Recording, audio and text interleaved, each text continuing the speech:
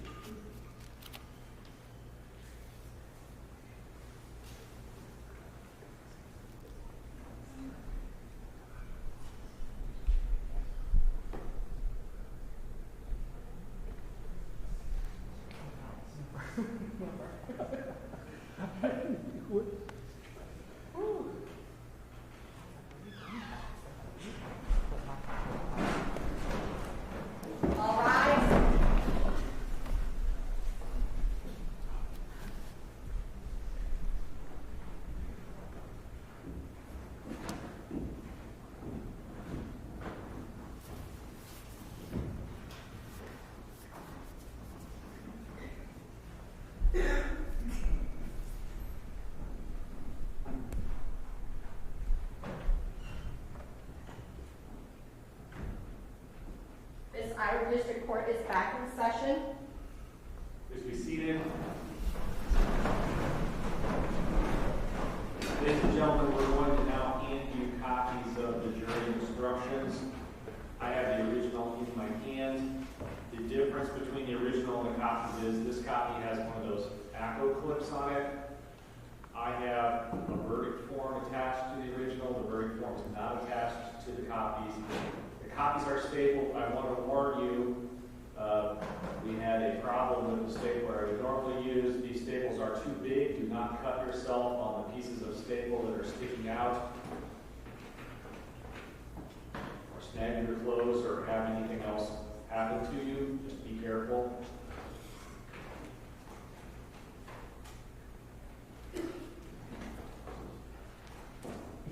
You may do whatever you wish in the jury room with your copies. You can throw them out. You can copy, write on them. You can do whatever. The only marks that will go on the originals will be to complete the verdict form when you reach the verdict.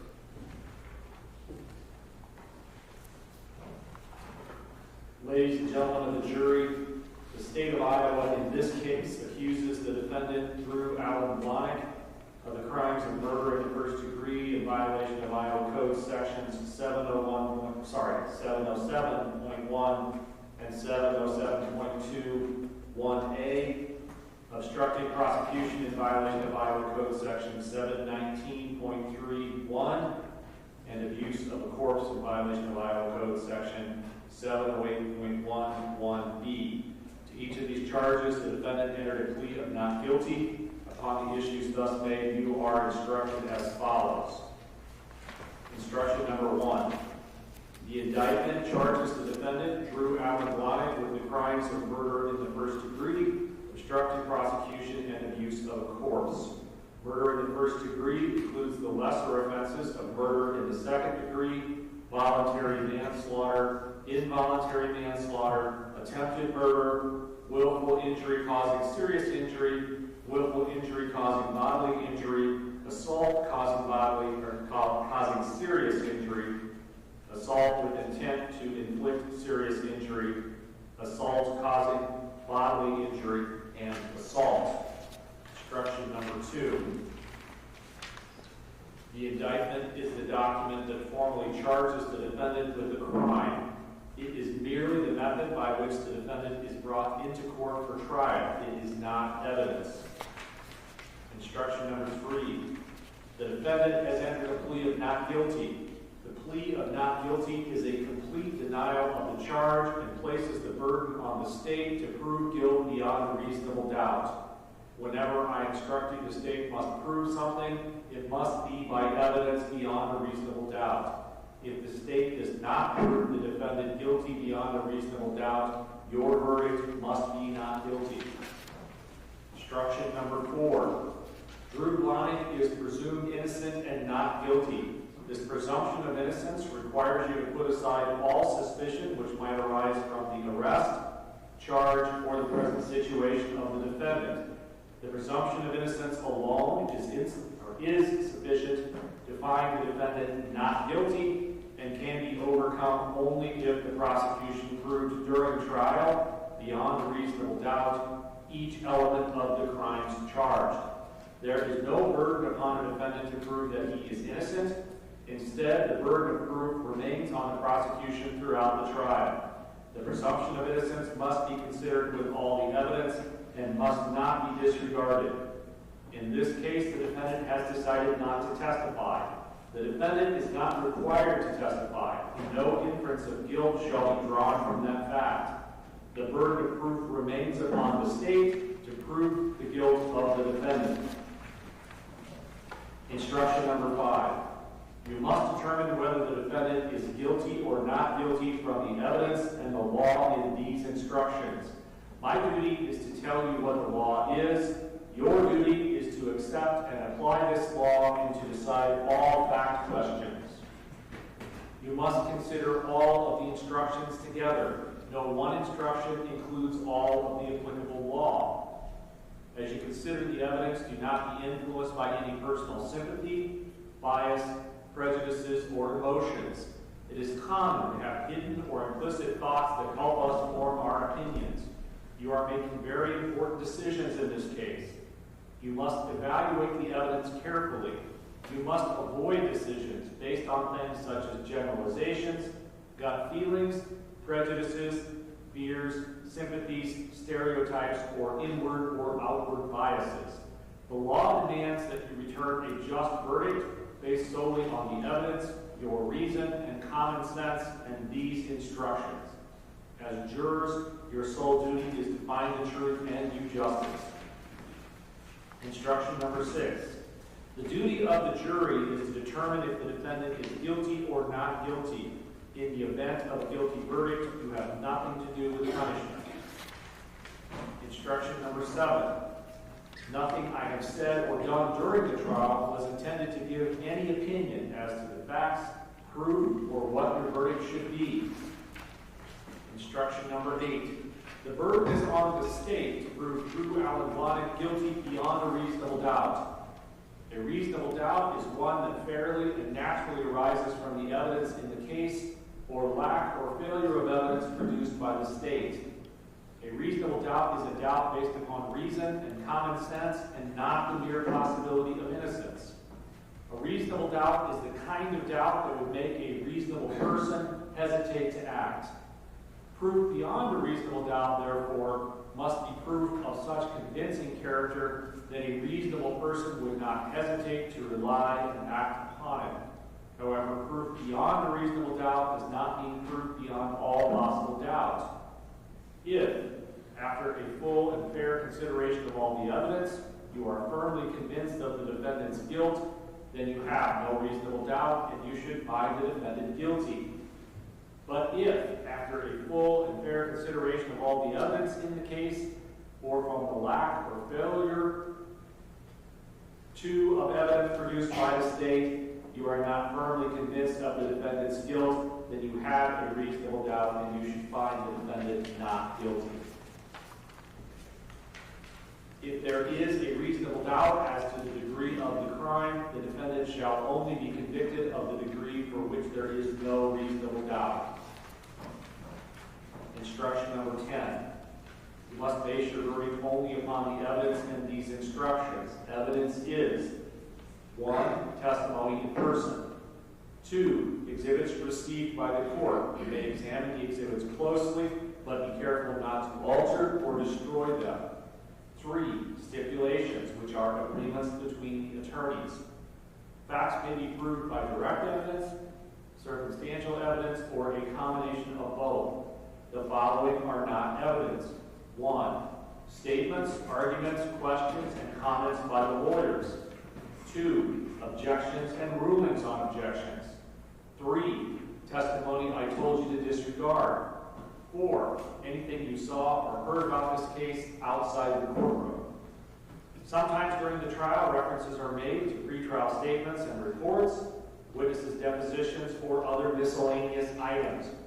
Only those things formally offered and received by the court are available to you during your deliberations. Documents or items read from or referred to, which were not offered and received into evidence, are not available to you. Instruction number 11. You have heard evidence claiming one or more witnesses other than the defendant made statements before this trial while not under oath, which were inconsistent with what the witnesses said in this trial. Because the witnesses did not make the earlier statements under oath, you may use them only to help you decide if you believe the witness. Decide if the earlier statements were made and whether they were inconsistent with testimony given in trial. You may disregard all or any part of the testimony if you find the statements were made and they were inconsistent with the testimony given in trial, but you are not required to do so. Do not disregard the testimony of other, I think that should say, or other, if other evidence you believe supports it or you believe it for any other reason. Instruction number 12. You have heard evidence claiming one or more witnesses other than defendant made statements before the trial while under oath, which were inconsistent with what the witnesses said in this trial. If you find these statements were made and were inconsistent, then you may consider them as part of the evidence, just as if they had been made in this trial. You may also use these statements to help you decide if you believe the witness who made them. You may disregard all or any part of the testimony if you find the statements were made and were inconsistent with the testimony given in trial, but you are not required to do so. Do not disregard the testimony if other evidence you believe supports it or you believe it for any other reason. Instruction number 13. An accomplice is a person who knowingly and voluntarily cooperates or aids in the commission of a crime. A person cannot be convicted only by the testimony of an accomplice. The testimony of an accomplice must be corroborated by other evidence tending to connect the defendant with the crime. If you find Drew Wagner or Paul Hoff is an accomplice, the defendant cannot be convicted only by that testimony. There must be other evidence tending to connect the defendant with the commission of the crime. Such other evidence, if any, is not enough if it just shows a crime was committed. It must be evidence tending to single out the defendant as one of the persons who committed it.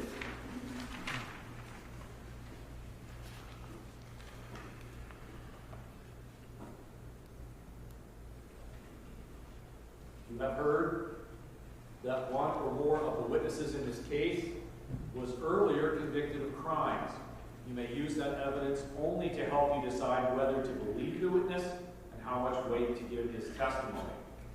You have also heard evidence that Paul Hoff hopes to receive a reduced sentence on criminal charges pending or brought against him in federal court in return for his cooperation with the prosecution in this case. Paul Hoff entered into an agreement with the United States Attorney for the Northern District of Iowa, which provides that in return for his assistance, the United States Attorney may recommend a less severe sentence than the sentence for the crime with which he is charged/convicted. If the United States Attorney handling this witness's case believes he provided substantial assistance, the United States Attorney can file in the court in which the charges were brought against the witness a motion to reduce his sentence. The federal judge has no power to reduce the sentence for substantial assistance unless the United States Attorney files such a motion.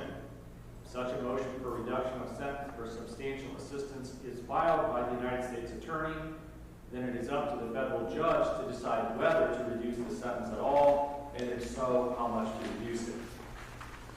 You may give testimony of this witness such weight as you think it deserves, whether or not testimony of a witness may have been influenced by his hope of receiving a reduced sentence is for you to decide.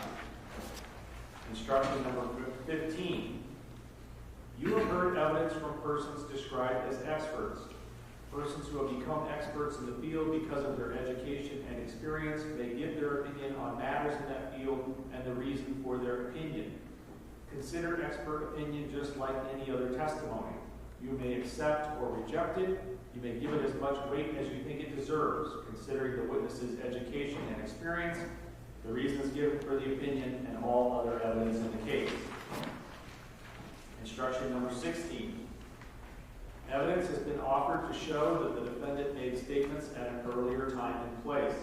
If you find any of the statements were made, then you may consider them as part of the evidence. You may also use these statements to help you decide if you believe the defendant.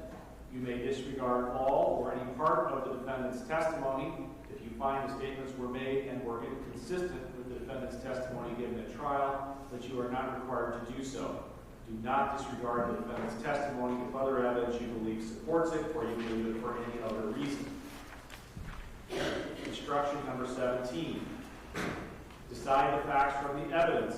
Consider the evidence using your observations, common sense, and experience. Try to reconcile any conflicts in the evidence, but if you cannot, you will accept the evidence you find more believable. In determining the facts, you may have to decide what testimony you believe. You may believe all, part, or none of any witness's testimony. There are many factors which you may consider in deciding what testimony to believe. For example, 1. Whether the testimony is reasonable and consistent with other evidence you believe. 2. Whether a witness has made inconsistent statements. 3. The witness's appearance, conduct, age, intelligence, memory, and knowledge of the facts. And 4, the witness's interest in the trial, their motive, candor, bias, and prejudice. Instruction number 18. In considering the evidence, you may make deductions and reach conclusions according to reason and common sense. Facts may be proved by direct evidence, circumstantial evidence, or both. Direct evidence is evidence from a witness who claims actual knowledge of the fact, such as an eyewitness. Circumstantial evidence is evidence about the chain of facts which show a defendant is guilty or not guilty. The law makes no distinction between direct evidence and circumstantial evidence. Give all the evidence the weight and value you think it is entitled to receive. Instruction number 19. Where 2 or more alternative theories are presented, or where 2 or more facts will produce the same result, the law does not require each juror to agree as to which theory or fact leads to his or her verdict. It is the verdict itself which must be unanimous, not the theory or facts upon which it is based. Instruction number 20.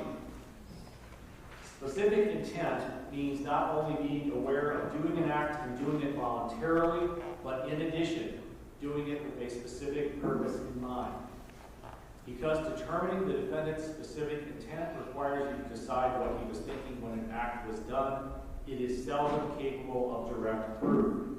Therefore, you should consider the facts and circumstances surrounding the act to determine the defendant's specific intent. You may, but are not required to, conclude a person intends the natural results of his acts. Instruction number 21. To commit a crime, a person must intend to do an act which is against the law. While it is not necessary that a person knows the act is against the law, it is necessary that the person was aware he was doing the act and he did it voluntarily, not by mistake or accident. You may, but are not required to, conclude a person intends the natural results of his acts. Instruction number 22. The state must prove all of the following elements of the crime of murder in the first degree. 1. On or about December 14, 2018, the defendant stabbed Christopher Bagley. 2. Christopher Bagley died as a result of being stabbed. 3. The defendant acted with malice aforethought. 4. The defendant acted willfully, deliberately, premeditatedly, and with a specific intent to kill Christopher Bagley. 5. The defendant's actions were not justified, as explained in instruction number 45. If the state has proved all the elements, the defendant is guilty of murder in the first degree. If the state has failed to prove any one of the elements, the defendant is not guilty of murder in the first degree, and you will then consider the charge of murder in the second degree as explained in instruction number 29. Instruction number 23. Concerning element number 2 of instruction number 22, the injuries inflicted by the defendant resulted in the death of Christopher Bagley if they caused or directly contributed to Christopher Bagley's death. Instruction number 24. Willful means intentional or by fixed design or purpose and not accidental. To deliberate is to weigh in one's mind, to consider, to contemplate, or to reflect. Premeditate is to think or ponder upon a matter before acting. Deliberation and premeditation need not exist for any particular length of time before the act. Instruction number 25. Malice is a state of mind which leads one to intentionally do a wrongful act to the injury of another out of actual hatred or with an evil or unlawful purpose. It may be established by evidence of actual hatred or by proof of a deliberate or fixed intent to do injury. It may be found from the acts and conduct of the defendant and the means used in doing the wrongful and injurious act. Malice requires only such deliberation that would make a person appreciate and understand the nature of the act and its consequences, as distinguished from an act done in the heat of passion. Malice aforethought is a fixed purpose or design to do some physical harm to another which exists before the act is committed. It does not have to exist for any particular length of time. Instruction number 26.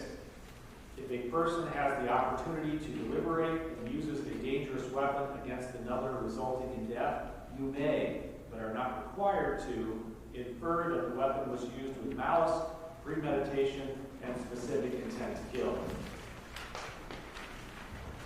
Instruction number 27. Malice aforethought may be inferred from the defendant's use of a dangerous weapon. Instruction number 28. The dangerous weapon is any device or instrument designed primarily for use in inflicting death or injury, and when used in its designed manner is capable of inflicting death.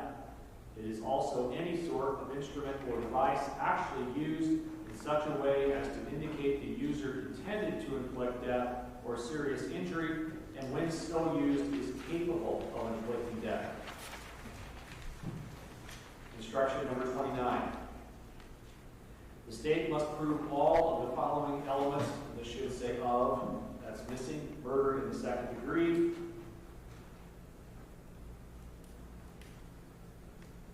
One, on or about December 14, 2018, the defendant stabbed Christopher Bagley.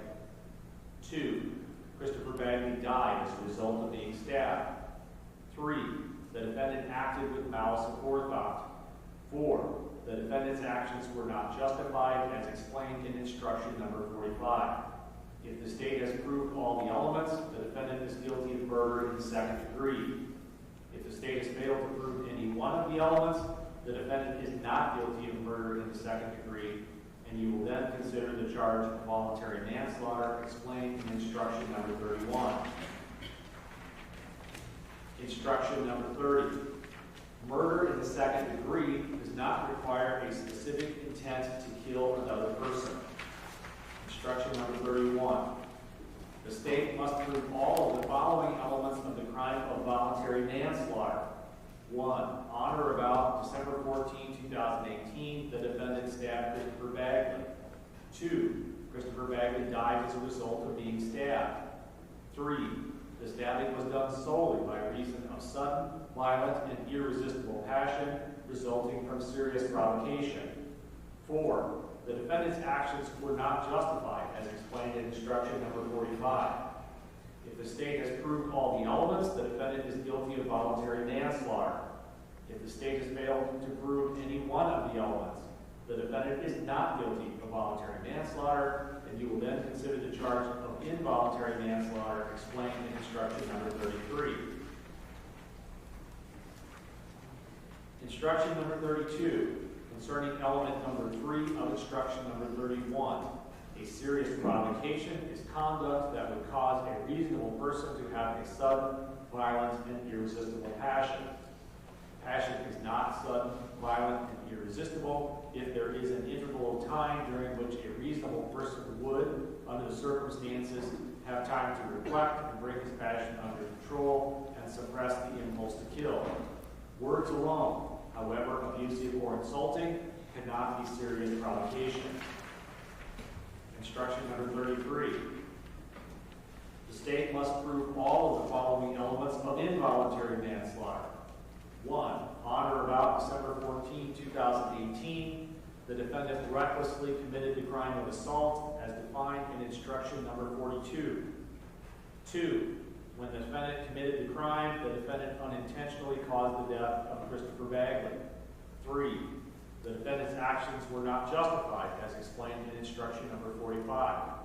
If the state has proved all the elements, the defendant is guilty of involuntary manslaughter. If the state has failed to prove any one of the elements, the defendant is not guilty of involuntary manslaughter, and you will then consider the charge of attempted murder explained in instruction number 35.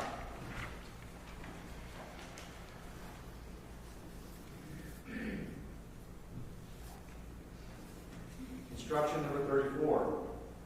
A person is reckless or acts recklessly when he willfully disregards the safety of persons or property. It is more than a lack of reasonable care which may cause unintentional injury. Recklessness is conduct which is consciously done with willful disregard of the consequences. For recklessness to exist, the act must be highly dangerous. In addition, the danger must be so obvious that the actor knows or should reasonably foresee that harm will more likely than not result from the act. Though recklessness is willful, it is not intentional in the sense that harm is intended to result. Instruction number 35. The state must prove all of the following elements of attempt to commit murder. 1. On or about December 14, 2018, the defendant stabbed Christopher Bagley. 2. By his acts, the defendant expected to set in motion a force or chain of events which could have caused or resulted in the death of Christopher Bagley. 3. When the defendant acted, he specifically intended to cause the death of Christopher Bagley. 4. The defendant's actions were not justified, as explained in instruction number 45. If the state has proved all the elements, the defendant is guilty of attempts to commit murder. If the state has failed to prove any one of the elements, the defendant is not guilty of attempts to commit murder, and you will then consider the charge of willful injury causing serious injury as explained in instruction number 38. Instruction number 36. Whenever the word attempt is used in these instructions, it means to try to do something. It makes no difference whether the person accomplished what was attempted. Instruction number 37. The state must prove all of the following elements of willful injury causing serious injury. 1. On or about December 14, 2018, the defendant stabbed Christopher Bagley. 2. The defendant specifically intended to cause a serious injury to Christopher Bagley. 3.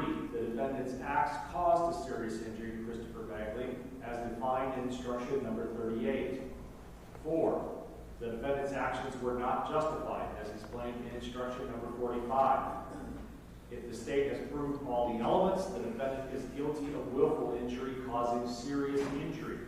If the state has failed to prove any one of the elements, the defendant is not guilty of willful injury causing serious injury, and and you will then consider the charge of willful injury causing bodily injury explained in instruction number 39. Instruction number 38. An element of the crime charged is that the victim suffered a serious injury. A serious injury is a bodily injury which creates a substantial risk of death or which causes serious, permanent disfigurement or extended loss or impairment of the function of any bodily part or organ. Instruction number 39. The state must prove all of the following elements of willful injury causing bodily injury. 1. On or about December 14, 2018, the defendant stabbed Christopher Bagley. 2. The defendant specifically intended to cause a serious injury to Christopher Bagley.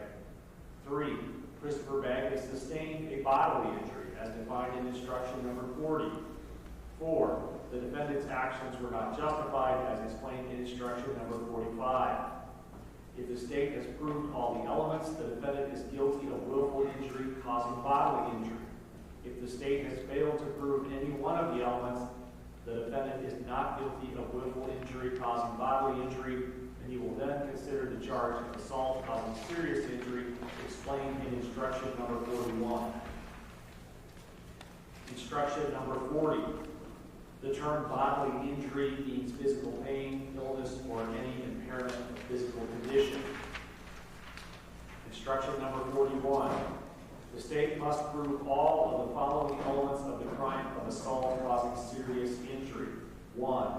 On or about December 14, 2018, the defendant did assault Christopher Bagley as defined in instruction number 42. 2. The defendant had the apparent ability to do the act. 3. The defendant's act caused a serious injury to Christopher Bagley as defined in instruction number 38. 4. The defendant's actions were not justified as explained in instruction number 45. If the state has proved all the elements, the defendant is guilty of assault causing serious injury. If the state has failed to prove any one of the elements, the defendant is not guilty of assault causing serious injury. You will then consider the charge of assault with intent to inflict serious injury explained in instruction number 43. Instruction number 42. Assault is committed when a person does an act which is meant to cause pain or injury or result in physical contact which would be insulting or offensive to another person when coupled with the apparent ability to do the act or intentionally displays a dangerous weapon in a threatening manner towards another. Apparent ability means a reasonable person in the defendant's position would expect the act to be completed under the existing facts and circumstances. Instruction number 43. The state must prove all of the following elements of the crime of assault with intent to inflict serious injury. 1. On or about December 14, 2018, the defendant did assault Christopher Bagley as defined in instruction number 42. 2. The defendant had the apparent ability to do the act. 3. The act was done with the specific intent to cause a serious injury as defined in instruction number 38. 4. The defendant's actions were not justified as explained in instruction number 45. If the state has proved all the elements, the defendant is guilty of assault with intent to inflict serious injury. If the state has failed to prove any one of the elements, the defendant is not guilty of assault with the intent to inflict serious injury. He will then consider the charge of assault causing bodily injury explained in instruction number 44. Instruction number 44. The state must prove all of the following elements of the crime of assault causing bodily injury. 1. On or about December 14, 2018, the defendant did assault Christopher Bagley as defined in instruction number 42. 2. The defendant had the apparent ability to do the act. 3. The defendant's act caused a bodily injury to Christopher Bagley as defined in instruction number 40. 4. The defendant's actions were not justified as explained in instruction number 45. If the state has proved all the elements, the defendant is guilty of assault causing bodily injury. If the state has proved only elements 1, 2, and 4, the defendant is guilty of assault. the state has failed to prove element 1, 2, or 4, the defendant is not guilty. Instruction number 45. The defendant claims he was justified in using reasonable force to prevent injury to a person, including the defendant. The defendant was justified in using reasonable force if he reasonably believed that such force was necessary to defend himself or another from any actual or imminent use of unlawful force. Reasonable force is only the amount of force a reasonable person would find necessary to use under the circumstances to prevent death or injury.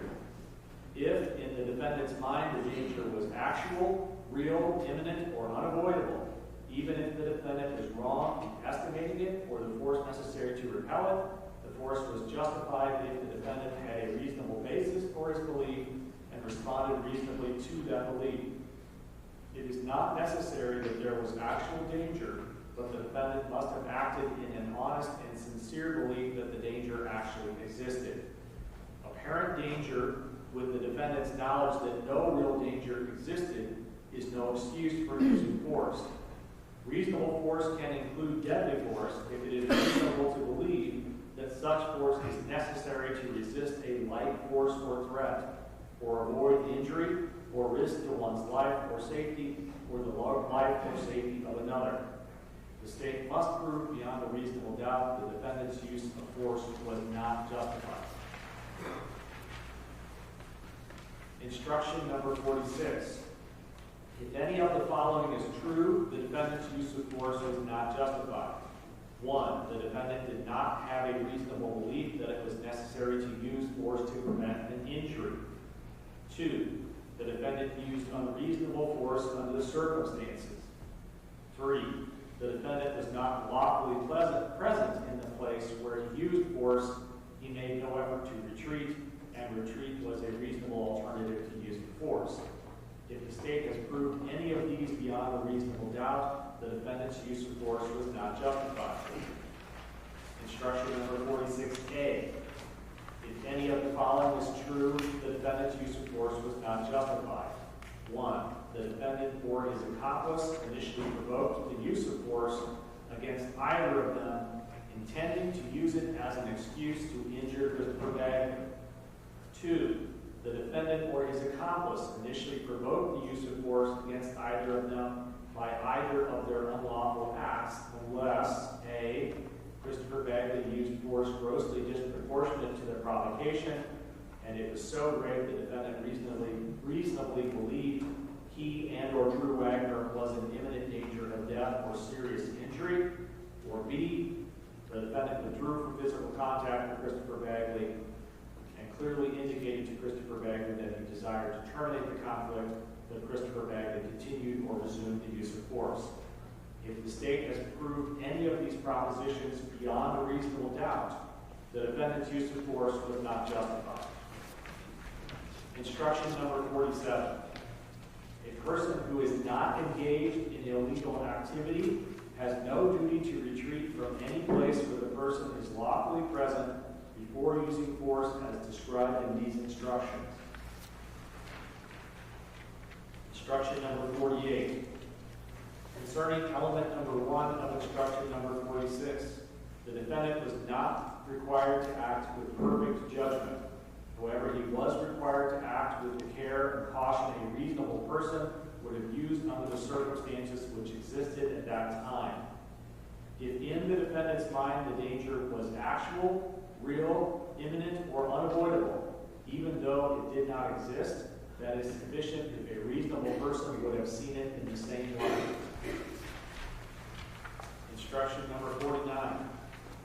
Concerning element number 1 of instruction number 46. The defendant claimed danger existed. You are to consider the danger or apparent danger from the viewpoint of a reasonable person under the circumstances which existed at that time. Instruction number 50. No matter how insulting the words used by Christopher Bagley, they will not in and of themselves justify the use of force by the defendant. However, Words of a provocative and insulting nature may be considered together with all of the other evidence to determine who started the incident and whether the defendant's apprehension of danger was reasonable. Instruction number 51. The term deadly force means 1. Force used to cause a bodily injury which creates a substantial risk of death, or a bodily injury which causes serious permanent disfigurement, or a bodily injury which causes protracted loss or impairment of the function of any bodily member or organ. 2. Force the defendant knows or should reasonably know will create a strong probability that a condition which cripples, incapacitates, weakens, or destroys a person's normal mental functions, or a bodily injury which creates a substantial risk of death, or which causes serious permanent disfigurement, or an extended loss or impairment of the function of any bodily part or organ will result. Instruction number 52. A person using deadly force shall not intentionally destroy, alter, conceal, or disguise physical evidence relating to the person's use of deadly force, and the person shall not intentionally intimidate witnesses into refusing to cooperate with any investigation relating to the use of such deadly force, or induce another person to alter testimony about the use of deadly force. Instruction number 53, count 2. The state must prove all of the following elements of obstructing a prosecution. 1. On or between December 14, 2018 through December 21, 2018, the defendant destroyed, altered, or concealed evidence which would have been evidence in his trial or in the trial of Drew Wagner. 2. The defendant's acts were done with a specific intent to obstruct the prosecution of himself or Drew Wagner. 3. The defendant did not act under compulsion, as explained in instruction number 53A. If the state has proved all of these elements, the defendant is guilty of obstructing a prosecution. If the state has failed to prove either of the elements, the defendant is not guilty. Instruction number 53A. The defendant claims that at the time and place in question, he was acting under compulsion. When a person is compelled to act by another's threat of serious injury and reasonably believes the injury is about to take place and can be avoided only by doing the act, then no crime has been committed. This defense does not apply if a person intentionally or recklessly causes physical injury to another. Instruction number 54. Count 3. The state must prove all of the following elements of abusing a corpse. 1. On or between December 14, 2018 through December 21, 2018, the defendant Drew Blahnik hid or buried a human corpse. 2. The defendant hid or buried a human corpse with the intent to conceal a crime. 3. The defendant did not act under compulsion as explained in instruction number 53A. If the state has proved all of these elements, the defendant is guilty of abusing a corpse. If the state has failed to prove either of the elements, the defendant is not guilty. Instruction number 55. During the trial, you have been allowed to take notes. You may take these with you to the jury room to use in your deliberations. Remember, these are notes and not evidence. Generally, they reflect the recollection or impressions of the evidence as viewed by the person taking them and may be inaccurate or incomplete. Upon reaching a verdict, leave the notes in the jury room and they will be destroyed. The verdict form must be filled out and signed in ink. You shall not alter or mark upon the original jury instructions except to complete and sign the verdict form. Upon reaching a verdict, the court attendant will collect the jury instructions from you. The court person will bring the signed verdict forms into the courtroom and give them to the court attendant in open court when instructed to do so. Instruction number 56. Exhibits having been admitted into evidence and are to be considered along with all of the other evidence to assist you in reaching your verdict. You are not to tamper with the exhibits or their contents, and each exhibit should be returned into open court along with the verdict in the same condition as it was when received by you. Instruction number 57.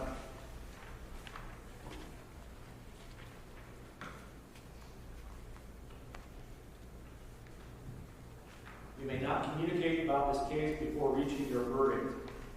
This includes cell phones and electronic media such as text messages, Facebook, LinkedIn, YouTube, Twitter, Snapchat, Instagram, email, etc. While you are in deliberations, you will have to leave all cell phones and electronic devices with the court attendant. She will return them to you for any breaks and for the evening if you deliberate for more than one day. You may use them to communicate at those times, but you must not communicate about this case. Do not do any research or make any investigation about this case on your own. Do not visit or view any place discussed in this case, and do not use internet maps or Google Earth or any other program or device to search for or review any place discussed in the testimony. Also, do not research any information about this case, the law, or the people involved, including the parties, the witnesses, the lawyers, or the judge. This includes using the internet to research events or people referenced in the trial. Do not listen to, read, or view any media accounts regarding this case or this trial. This case will be tried on evidence presented in the courtroom. If you conduct independent research, you will be relying on matters not presented in court.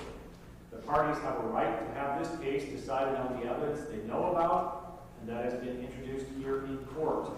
If you do some research or investigation or experiment that you do not know about, then your verdict may be influenced by inaccurate, incomplete, or misleading information that has not been tested by the trial process, including the oath to tell the truth and by cross-examination. All of the parties are entitled to a fair trial rendered by an impartial jury. You must conduct yourself so as to maintain the integrity of the trial process. If you decide a case based on information not presented in court, you will have denied the parties a fair trial in accordance with the rules of the state, and you will have done an injustice. It is very important that you abide by these rules. Failure to follow these instructions may result in the case having to be retried and could result in you being held in contempt and punished. It is important that we have your full and undivided attention during the remainder of this trial. Instruction number 58. When you begin your deliberations, you should select a foreperson. He or she shall see that your deliberations are carried on in an orderly manner, that the issues are fully and freely discussed, and that every juror is given an opportunity to express his or her views. In order to return a verdict, each juror must agree to it. Your verdict must be unanimous. It is your duty as jurors to consult with one another and reach an agreement if you can do so without compromising your individual judgment. Each of you must decide the case for yourself, but do so only after an impartial consideration of the evidence with the other jurors. During your deliberations, do not hesitate to re-examine your view and change your opinion if convinced it is wrong.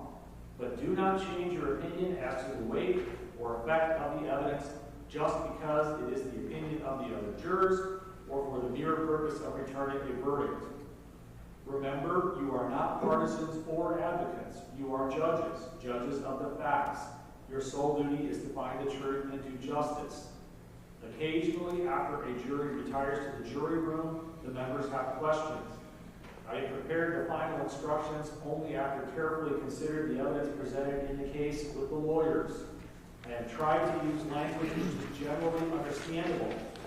Usually, your questions about the instructions can be answered if you carefully reread them. If, however, you feel it necessary to ask a question about the instructions, you must do so in writing. I cannot communicate with you without first discussing your questions and the potential answer with the lawyers. The court attendant who works with you in this case from now on is in the same position as I am. She will take an oath not to communicate with you about your deliberations. She has not spoken to you during the trial except about the mechanics of being a juror. She will not speak to you when you have retired to deliberate except to ask if you agreed upon a verdict and to manage the logistics of your service. Please do not place the court attendant on the spot by asking any questions about the instructions or the evidence.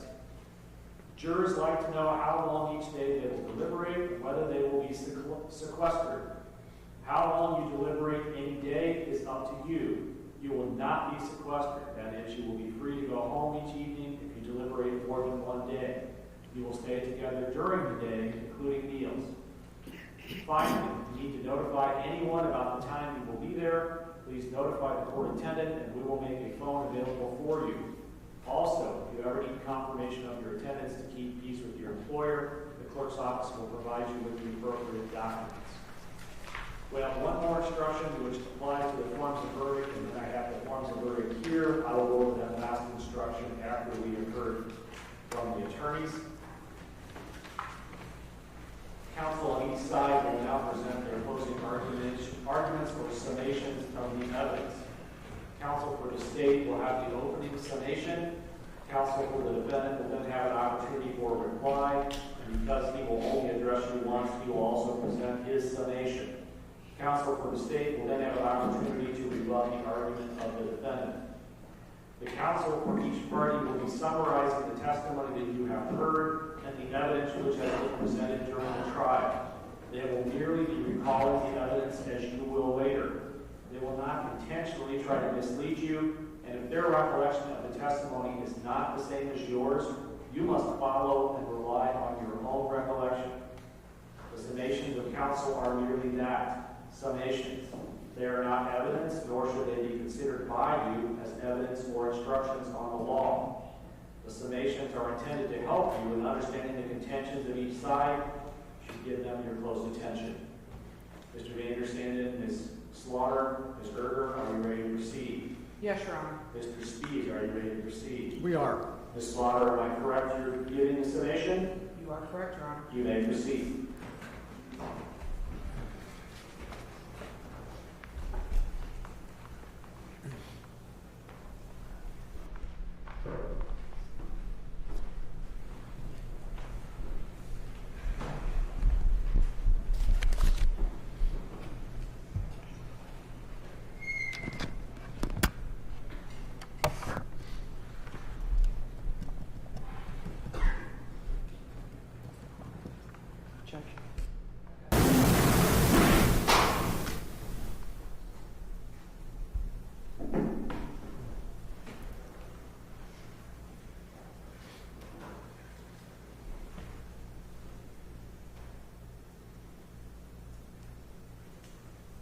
Drew Blahnik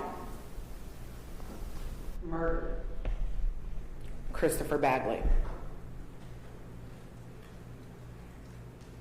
The murder was planned. That plan was executed. And it was executed when the defendant executed Christopher Bagley. Chris was messing up business for Andy Shaw. If Andy's business was messed up, everybody's business was messed up. Chris had become a $200,000 burden. And that burden had to be eliminated. Ladies and gentlemen, you have sat in this courtroom for the last week, and you have listened to evidence. You have heard testimony, you've reviewed photos, you've watched videos, you've read transcripts, you've had transcripts of grand jury testimony read to you. But we've reached the point in the trial where you as jurors get to decide whether or not the defendant's stabbing of Christopher Bagley was justified. I submit to you, ladies and gentlemen, that when you go back to the jury room to deliberate, you'll find that it wasn't. Now, Judge Bruns just read to all of you a set of jury instructions, and those jury instructions are the law that you are required to follow in this case. And we don't expect you to memorize them, and that's why you each get copies so that you can reference those instructions in deliberations. And as the judge told you, you have to consider all of the instructions together. There's not one instruction that tells you everything you need to know. They all have to be read as a group. I do, however, want to draw your attention to a few instructions that I think are important and will be important in your deliberation in this case. Specifically, when you look at instruction number 5. Instruction number 5, among other things, says that the law demands that you return a just verdict that is based solely on the evidence, your reason, common sense, and the instructions. So what's evidence? You have a jury instruction that explains to you what evidence is, but evidence is testimony that you heard in this courtroom. If you heard it in this courtroom and weren't specifically instructed to disregard it, that's evidence. That includes the testimony that came from the witness stand. That includes testimony that was read by Mr. Stile, which was the transcript of the defendant's testimony in front of the grand jury. All of the photos, all of the documents, all of the videos, you get to consider all of that when you decide this case. But evidence isn't the only thing that you as jurors are required to use and expected to use. When you're selected as jurors for trial, we don't expect you to leave every piece of yourself behind. We expect that you come into these trials and you exercise your reason, your common sense, your good judgment. The law requires that. Common sense is your ability to make good judgments, make decisions, and to do that in a practical way. And I submit to you, ladies and gentlemen, that when you go back and you review all of the evidence that you have received in this case, common sense and reason and practicality is going to tell you that this defendant was not justified in viciously stabbing Christopher Bagley to death. Instruction 18 also requires you to use your common sense.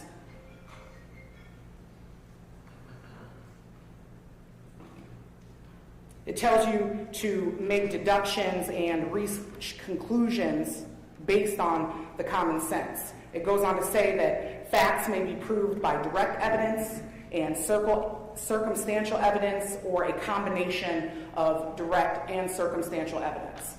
And so then that begs the question, what is direct evidence? What is circumstantial evidence? What does that mean?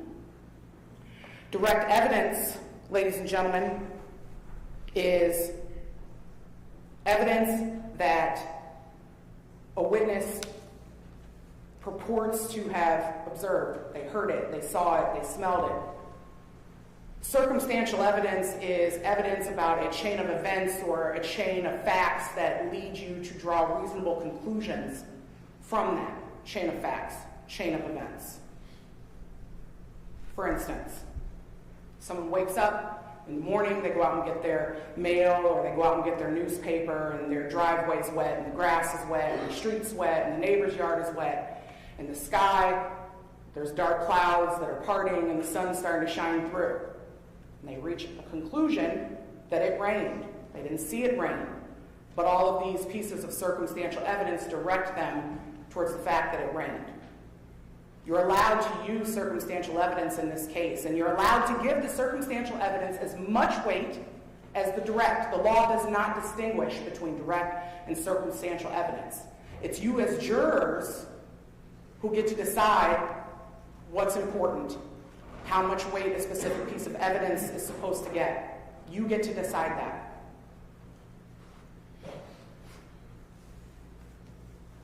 Ladies and gentlemen, throughout this trial, it's been our job, the state, to prove to you that the defendant, Drew Blahnik, is guilty of murder in the first degree, abusing a corpse, and obstruction of prosecution. And that means that it being our job, it's our job to prove to you each element of each one of those crimes. And we have to prove each one of those elements beyond a reasonable doubt. each and every single element. The instruction in your packet of jury instructions, tells you that a reasonable doubt is based upon reason and common sense, there that is again, and not just the mere possibility of innocence. This instruction tells you that there must be proof of such a convincing character that a reasonable person would not hesitate to act and rely upon that proof, but that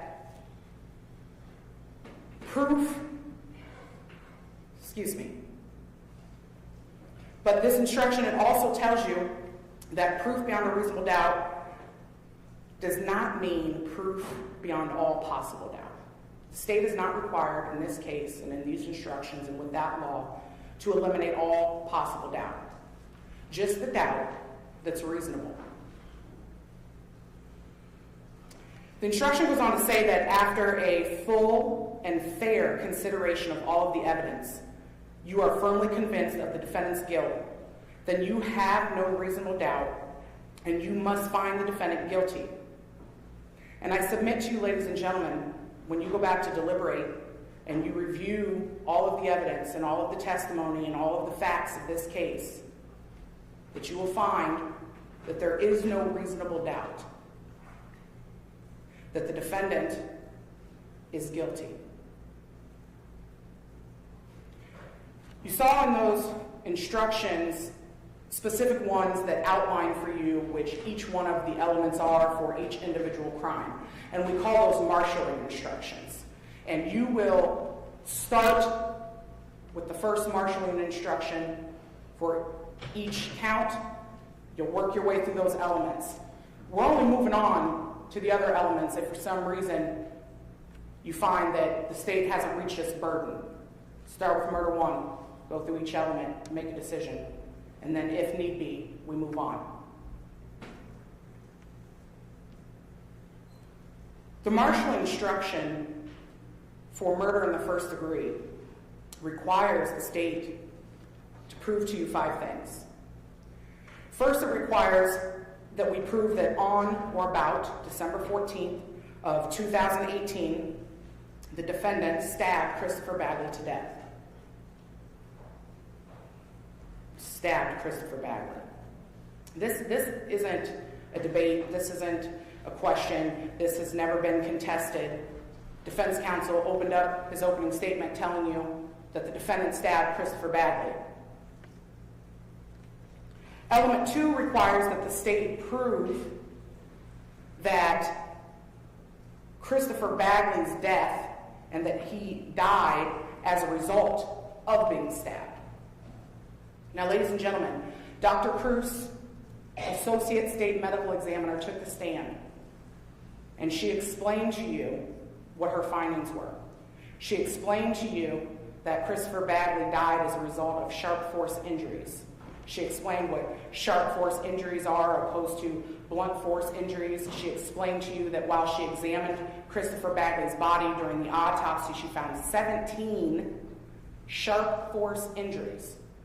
She explained that some were more superficial than others. She classified 13 of those 17 as stabbing wounds. She explained to you that stabbing wounds are classified as stabbing wounds when the depth of the injury is greater than the length or the width of the injury. She testified that a couple of those stab wounds damaged soft tissue and that the rest entered different body cavities. She testified what organs were injured and that Christopher Bagley's death was caused as a result of being stabbed multiple times.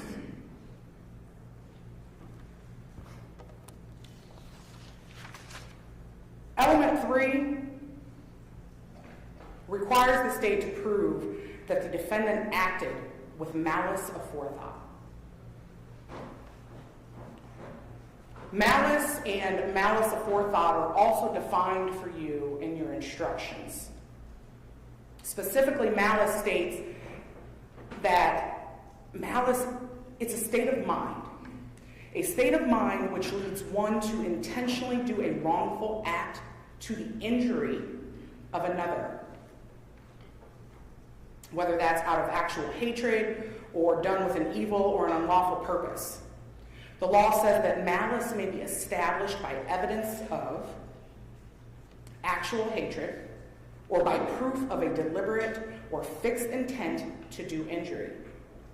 It may be found from the acts and conduct of the defendant and the means used in doing the wrongful act. Malice only requires such deliberation that would make a person appreciate and understand the nature of the act and its consequences, as distinguished from doing an act that's done in the heat of passion. Ladies and gentlemen, Drew Blahnik used the knife. He thought about using the knife. He contemplated whether or not it was easier to jump in the fight or run back and grab a knife and flick a sheath and stab. He thought about the type of injury he would inflict. He testified in front of the grand jury that his intent in using the knife and to stab in the way that he stabbed was to inflict the most amount of pain in the shortest amount of time.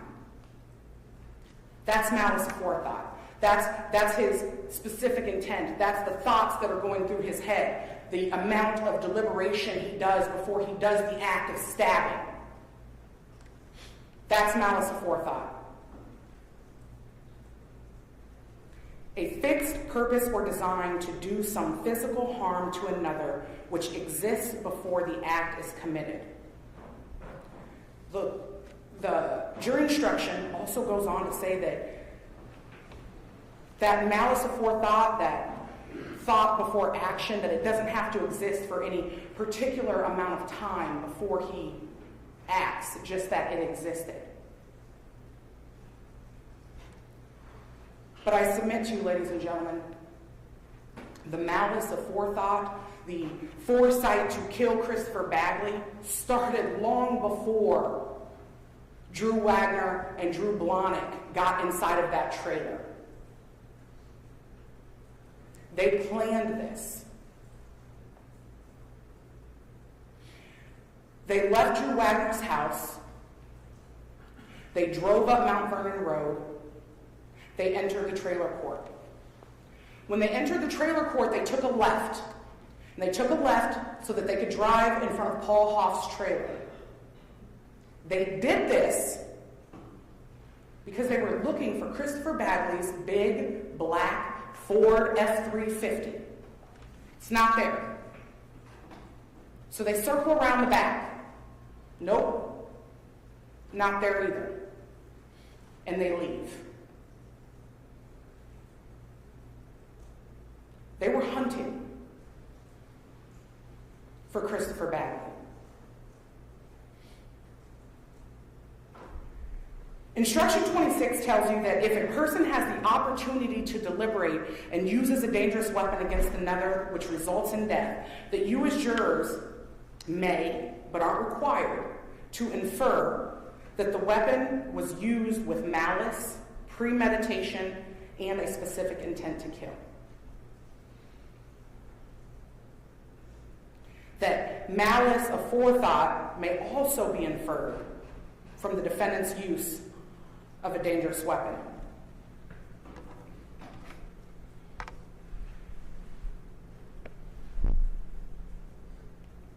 Drew Blahnik testified he wanted to inflict the most amount of pain in the shortest amount of time. He said that under oath to the grand jury. He testified that his intent was to kill Christopher Bagley. The defendant intentionally and deliberately thought about stabbing Christopher, thought about the ways in which he could do it. The strikes were strategic. This all went through his head. He testified that he thought about all of that. That's malice aforethought, ladies and gentlemen. His strikes were strategic, they were calculated, they were vicious, and it was intentional.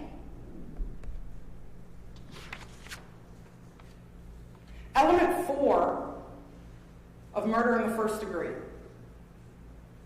that the defendant acted willfully, deliberately, and premeditatedly with a specific intent to kill Christopher Bagley. So, the law that you'll see and the instructions that you see go on, and it defines for you, what does that mean? What is willful? What is deliberate? What is premeditatedly? And it tells you that to act willfully means to act intentionally or by fixed design or purpose and not accidentally. These savage stabbings were not accidental. They were intentional. To deliberate means to weigh in one's mind and to consider, to contemplate, and to reflect. The defendant did all of that. His words. He thought about it. He deliberated. He acted. Premeditate is just to ponder and to think about something before acting. Regarding the definition of deliberate and premeditate, the law tells you again here that there's no fixed amount of time that has to exist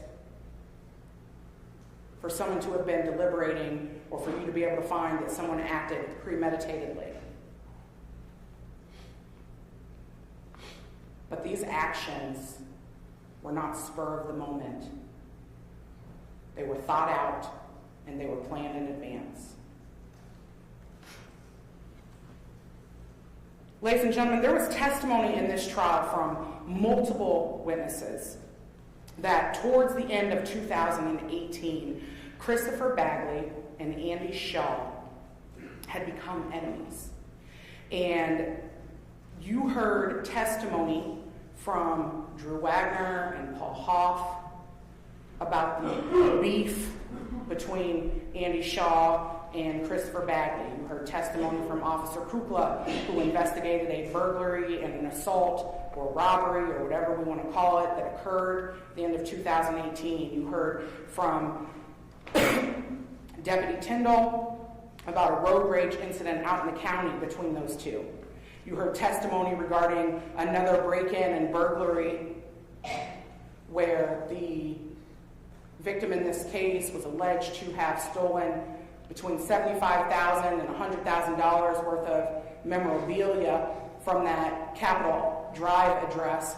You heard testimony about another address on Red Fox Road or something of that nature, where one of Andy's stash houses got broken into and another $150,000 to $200,000 worth of product and cash was stolen. You heard about how Christopher Bagley, after breaking in and retrieving his tools, after he recruited Paul Hoff to break in to the Capitol Drive address the first time, not only stole $26,000 in cash, but couple pounds of marijuana and umpteen THC cartridges and an AR-15 and beat the crap out of Andy Shaw. This beef was real, and it was costing Andy a lot of money. When we hear these numbers, I know that they may seem astronomical, but remember, there was testimony in this trial about just how big of a drug supplier Andy Shaw was. He wasn't some corner boy, $50 here, $100 there. He was the supplier of all of these lower level drug dealers in the Lynn County area. And Christopher Bagley was messing up his business.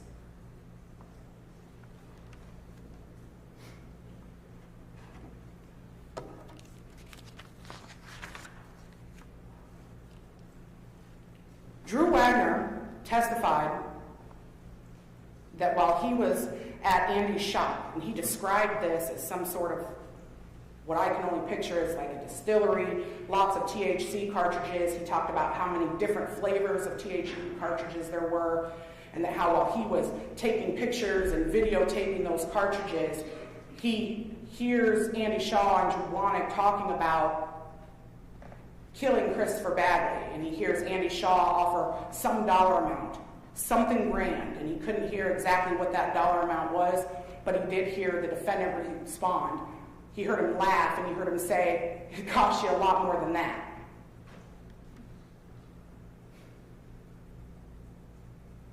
those two, being the defendant and Andy Shaw, finally reached an agreement.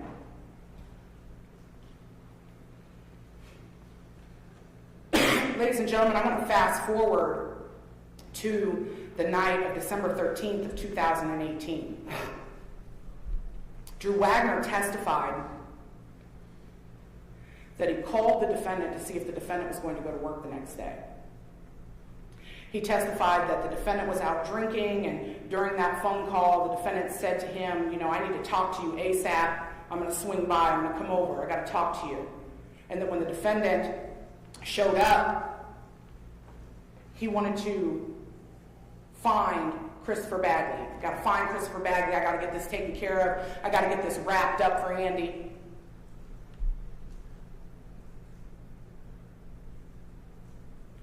Wagner testified that he and the defendant were sitting around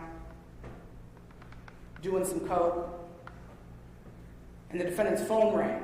And the defendant received a call from some bitch that some female had called the defendant and let him know, Chris is hanging out with Paul. Found him.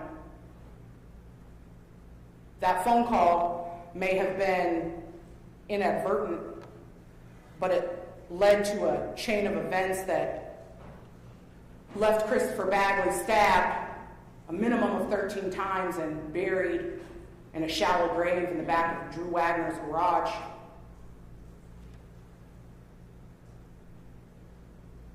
That phone call led the defendant and Drew Wagner to begin their hunt. And that's when Drew Wagner and Drew Blahnik got in this silver, dark gray, charcoal gray Chevy Silverado and drove up Mount Vernon Road. And that's when they entered the trailer court and made their left and didn't see the Ford F-350, and they went around the back and left. They didn't stop there. When they got home, Wagner called Paul Hoff. During that conversation, Wagner is saying, Chris is doing all these things. He's driving past my house. He's stalking me. Chris just drove by here 10 minutes ago. Paul Hoff says, 10 minutes ago? Chris has been sitting here with me for over an hour. Couldn't have drove past your house. Well, we're on our way. We're on our way. We're going to come get this stuff sorted out. All right, cool. Paul Hoff testifies for you that within minutes, Drew Wagner and the defendant, who he'd never met before that night, show up at his trailer.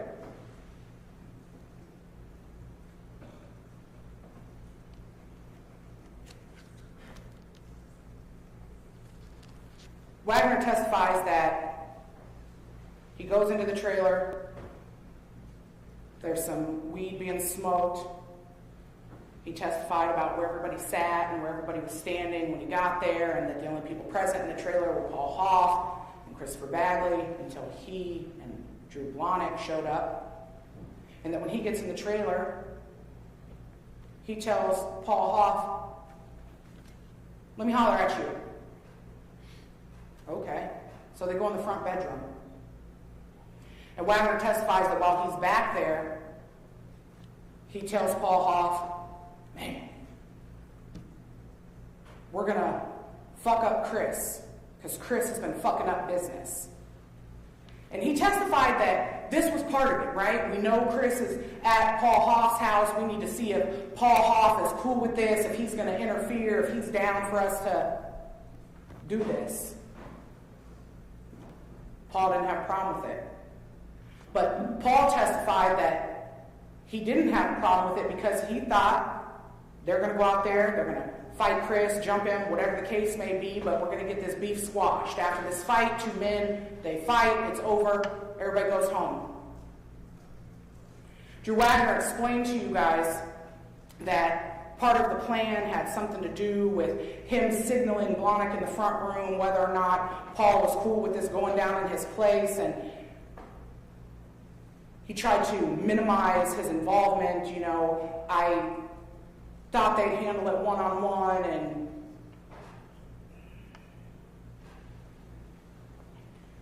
so Wagner testifies that they leave the back room and that within moments of exiting that bedroom, he and Chris Bagley get into a verbal altercation. A verbal altercation that leads, I think he said, to Chris pushing him in the chest and calling him a pussy, and he picks Chris up and throws Chris across the room in between that countertop cabinet and that fifth row seat from the expedition, and that as soon as he throws him, he bum rushes him and he locks him up and he's got him in some hold, and he showed you what the hold looked like that had Chris's arms in the air. He testified no punches were being thrown, that this wrestling match was relatively trivial, and that somewhere during this wrestling match he hears the defendant yell, "Gun, gun." Drew Wagner told you that Chris Bagley never reached for a gun. He couldn't. He had him restrained. He did say that a gun fell from somewhere and it was on the floor, but he moved Chris away from the gun, and the gun was never a threat. The gun never posed any danger. He never felt for his life. The gun was insignificant, if we believe the gun existed. He said that while he's wrestling with the defendant, he feels a presence, that he feels somebody standing behind him, and that he sees the defendant make a punching motion, and it felt like somebody bit him. Because he got stabbed in the hand when the defendant was attempting to murder Christopher Bagley.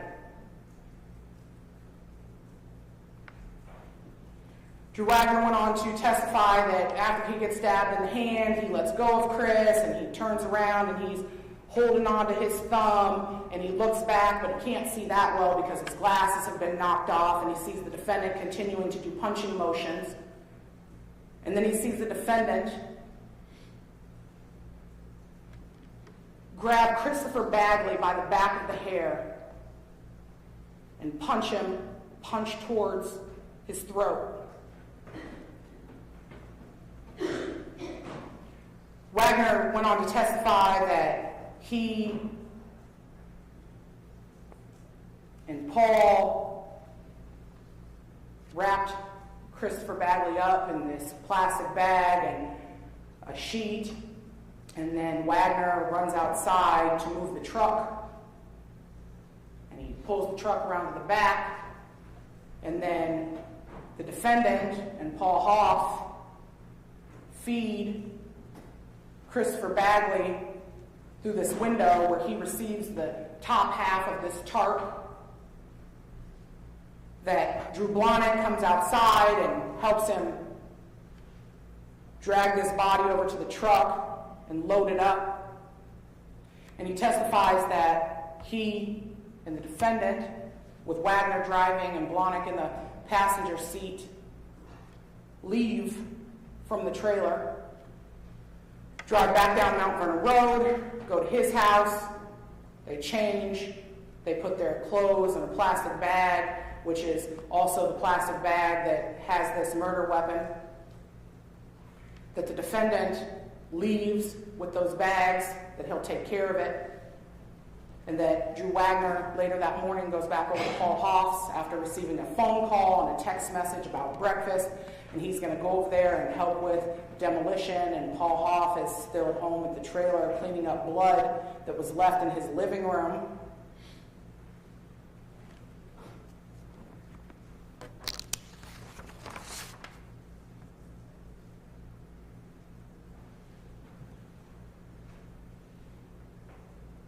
The law allows you as jurors to get to pick and choose.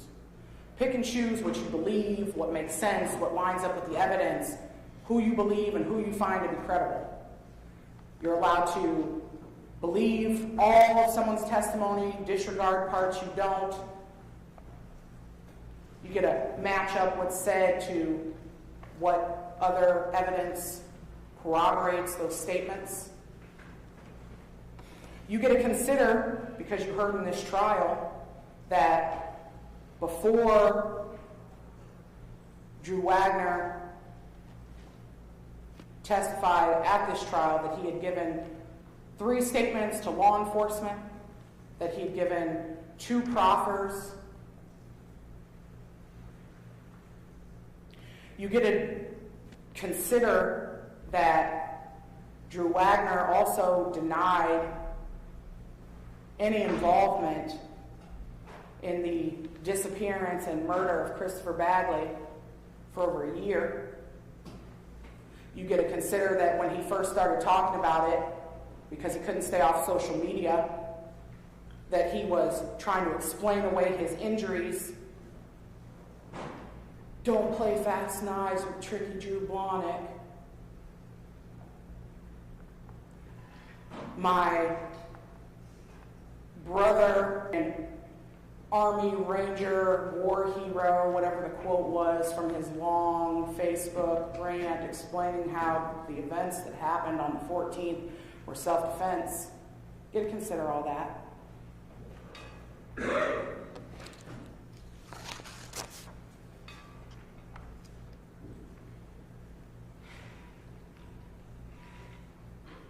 You get to consider everything that you heard in this case.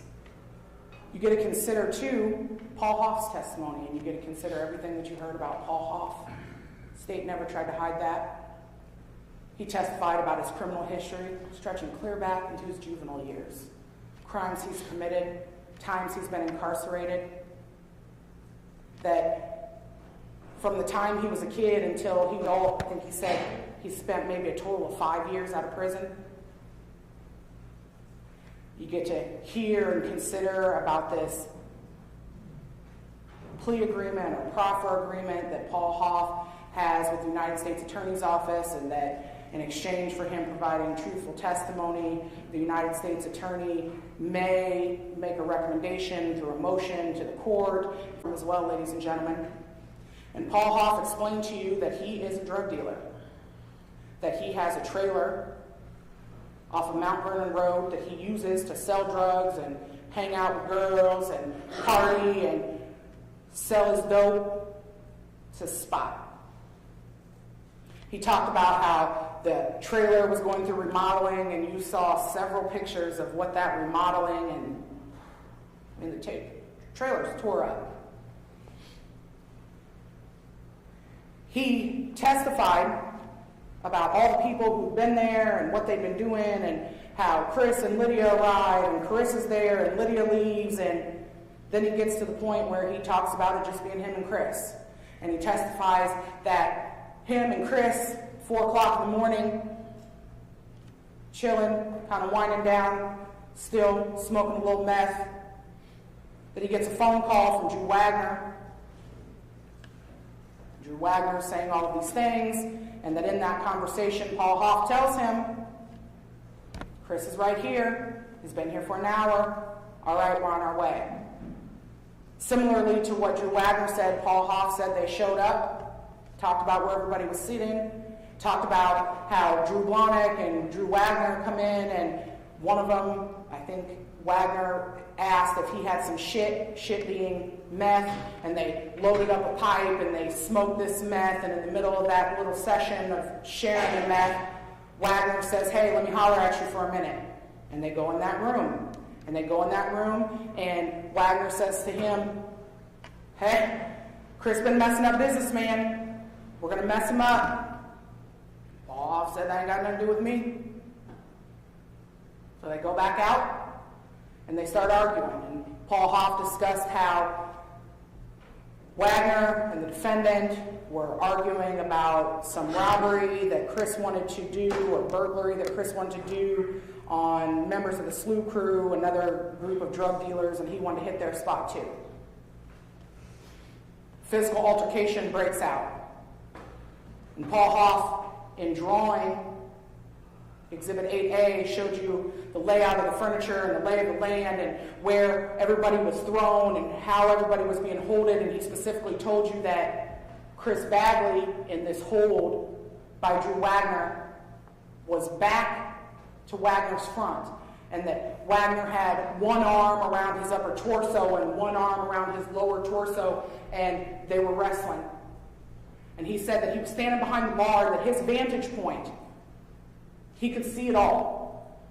And that he saw the defendant stand up off the stool in the middle of that wrestling match and pull a knife from his back. And he described this knife as a survival knife or a Rambo knife. He said he took a step towards Chris Bagley and in a punching motion stabbed him.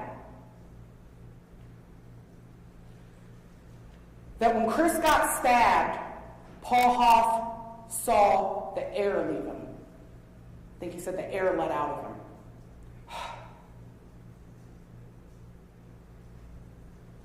He said, Chris said, please, you got me, just let me go.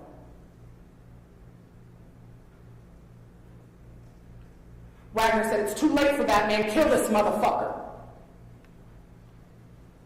And that's exactly what Drew Blahnik did. He plunged that knife into Chris Bagley's abdomen and torso repeatedly, while Drew Wagner held him. And somewhere with one of those stabs, he hit Wagner's finger, just like Wagner said. Wagner lets go. Paul Hoff describes how Chris slumped and how Drew Blahnik held him by the back of his head, exposing his throat.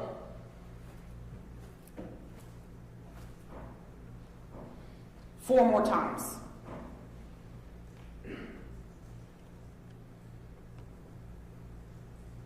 He described how the defendant was yelling, "Ah!"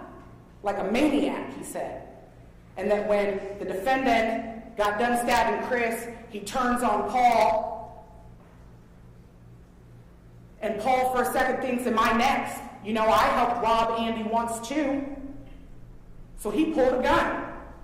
He said he had his gun on his hip and he pulled it. And he told him, y'all MFs, get out. Get him, get out. All this shit gotta go. Get out of my trailer.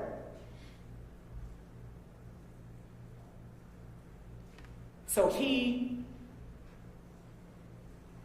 assists Wagner in getting this body that's now laying, and he described making bubbling noises from the throat up and onto this plastic and wrapped up.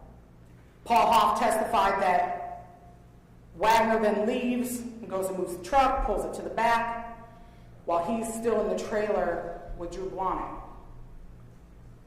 Drew Blahnik had wiped the knife off on his pant leg and put it back in his sheath. He never met this guy before that. He's in there alone. He said he wasn't putting his gun down. I don't know what this guy's going to do to me. I'm not putting my gun down until he's gone. And that he held that gun and assisted the defendant in dragging this tarp from the front to the back of this trailer into that back bedroom, where they lifted him and fed him out, and that when they got Chris's legs through, they dropped and they hit that pile of rubbish, rocks, and old scrap wood that was outside that window, and that Blahnik and him then went outside, and Blahnik and Wagner helped load Chris up into the back of this truck, while he, being Paul Hoff, puts a piece of plywood over the top of him, and he said, they're gone. They leave. He talks about how after they left, he immediately starts cleaning up. He's cleaning the blood up off the floor with rags and old t-shirts. He's tearing cabinetry out. He's sawing and removing pieces of subflooring. He's doing everything he can do to conceal what just happened in his trailer, all that's got to go. The body's got to go, the blood's got to go, and it's got to go because I got a half pound of methamphetamine and some guns. Can't have the cops come around here. What the heck just happened in my living room?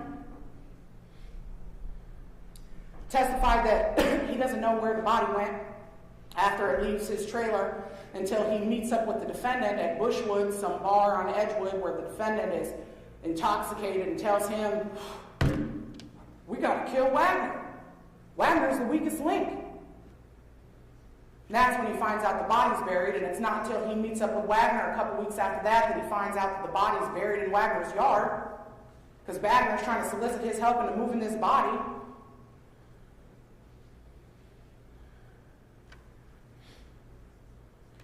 I asked Paul Hoff when he was on the stand, so where'd the gun come from? When did it fall out? Did he pull it? Did it drop? Where'd it come from? Unequivocally, he said, there was no gun. The only gun that was in that trailer was mine. I pulled my gun when the defendant looked at me crazy. There was no gun. Chris didn't have a gun that night. Yeah, I've seen him carry one. Yeah, this, yeah, that. Chris did not have a gun. Chris was not posing any danger or any threat. They were wrestling. They weren't even throwing punches. There was no gun.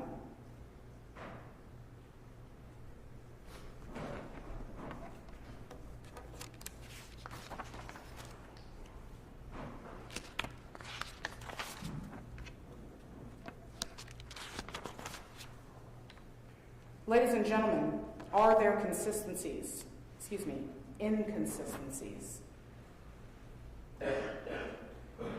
the testimony that was given by Drew Wagner versus the testimony that was given by Paul Hoff? Yes.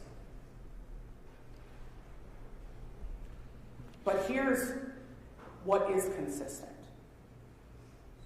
Both of them testify regarding the phone call at 4-something in the morning that Wagner makes to Paul Hoff, where Paul Hoff inadvertently confirms that he's with Chris Bagley and inadvertently seals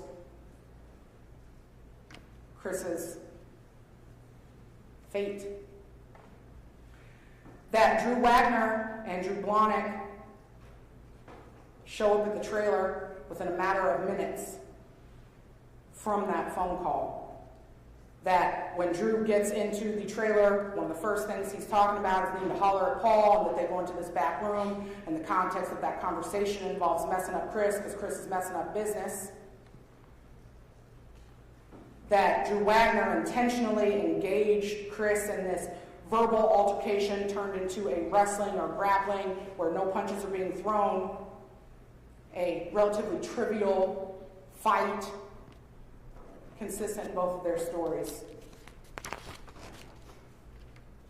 That whether or not you believe that a gun existed, that gun did not pose any threat. Wagner says it existed, but it's on the floor. Chris is nowhere near it. Paul Hoff said there was absolutely no gun. The only gun that's there is the one I pulled. Not a threat, no danger, no fear for life. They both say Paul pulled out a gun.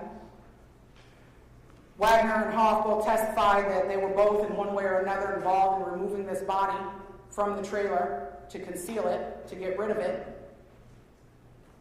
That after the body's gone, there's text and call exchange between Hoff and Wagner and something about breakfast, and that Wagner goes back to Paul's house to help do some demolition, to clean up.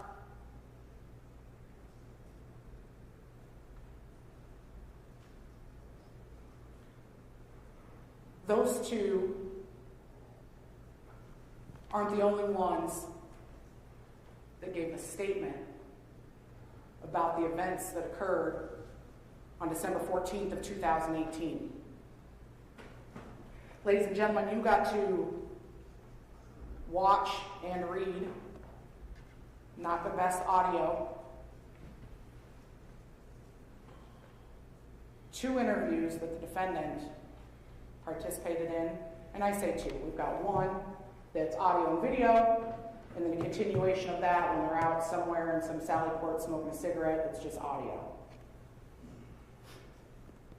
You got to listen to that. It took place in late February. And in that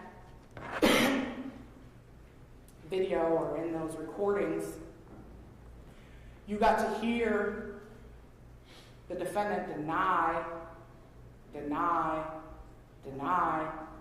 for 5+ hours any involvement whatsoever in the disappearance and death of Christopher Bagley. I honestly don't know why my name is brought in on this. I was not there. My involvement is 0. I literally do not know. I literally was not there. I was not there that night you were talking about. There might have been one Drew, but not this Drew. I don't know what to tell you. I wasn't involved in anything. So you guys are just assuming he's dead? Is that what you're saying? I don't know what the hell those guys were into, what they've done, but I was not involved in it. I mean, I honestly wish I could do more.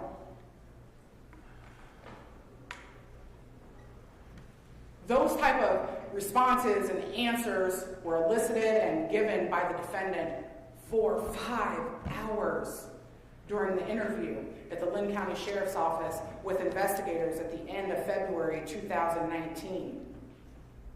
And I need you to ask yourselves, ladies and gentlemen, when you're using your reason and your common sense and trying to decide what makes sense and what doesn't make sense and who's believable and who isn't believable, did the defendant in that interview sound like somebody who was scared for his life? Did he sound like somebody who was being stalked by Paul Hoff? Did he sound like someone who was being threatened, that someone who had had a gun pointed at him multiple times and told not to say anything and to be quiet? If you tell, I'm going to kill you, and I can't go to Drew Wagner's house anymore because Paul Hoff started to come over there, and I quit hanging out with Dan Castle because Big Bad Paul's over here and he's threatening my life, and all I really wanted to do was call 911, but now that I'm at the police station, I am denying for 5 hours. No involvement. Absolutely no mention of guns and threats and nothing. What he did say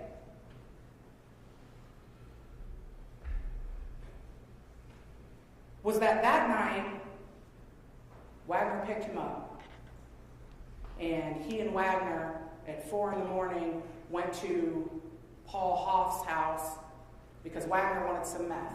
This is what he says the first time anyway.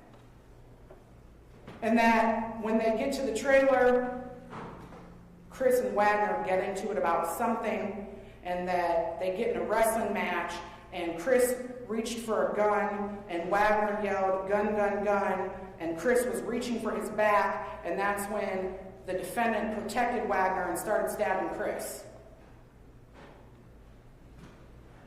He did not say in that first interview that he was in the crossfire and he felt for his life, and he was protecting Wagner. He said that when they fell to the ground, the gun was immediately pulled. The defendant in that first interview that happened at the Lynn County Sheriff's Office said that after the stabbing, he immediately said that they should call 911. But Paul told him, no, get him out of here. And that's when Chris was loaded into the back of someone's truck. He didn't even say it was Drew's truck, he just said someone's truck. The defendant told investigators that he ended up going home after that, and he got some sleep, and he went to work with Dan the next morning, and that Wagner and Hoff were going to take care of the rest.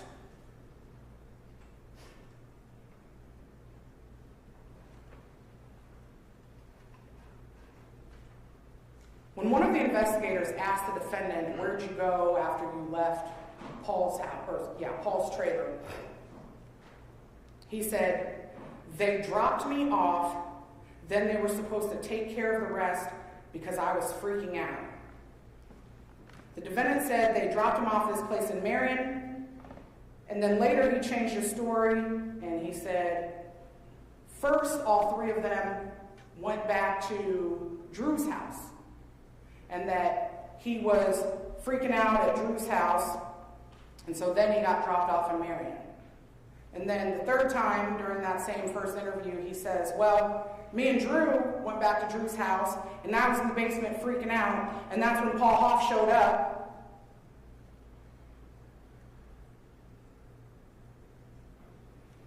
In that first interview, investigators asked him if Paul Hoff had anything to do with the wrestling match, or if he was just standing there watching. And the defendant said Chris went for his gun right away, almost after they went down to the ground, and Paul was trying to grab the gun.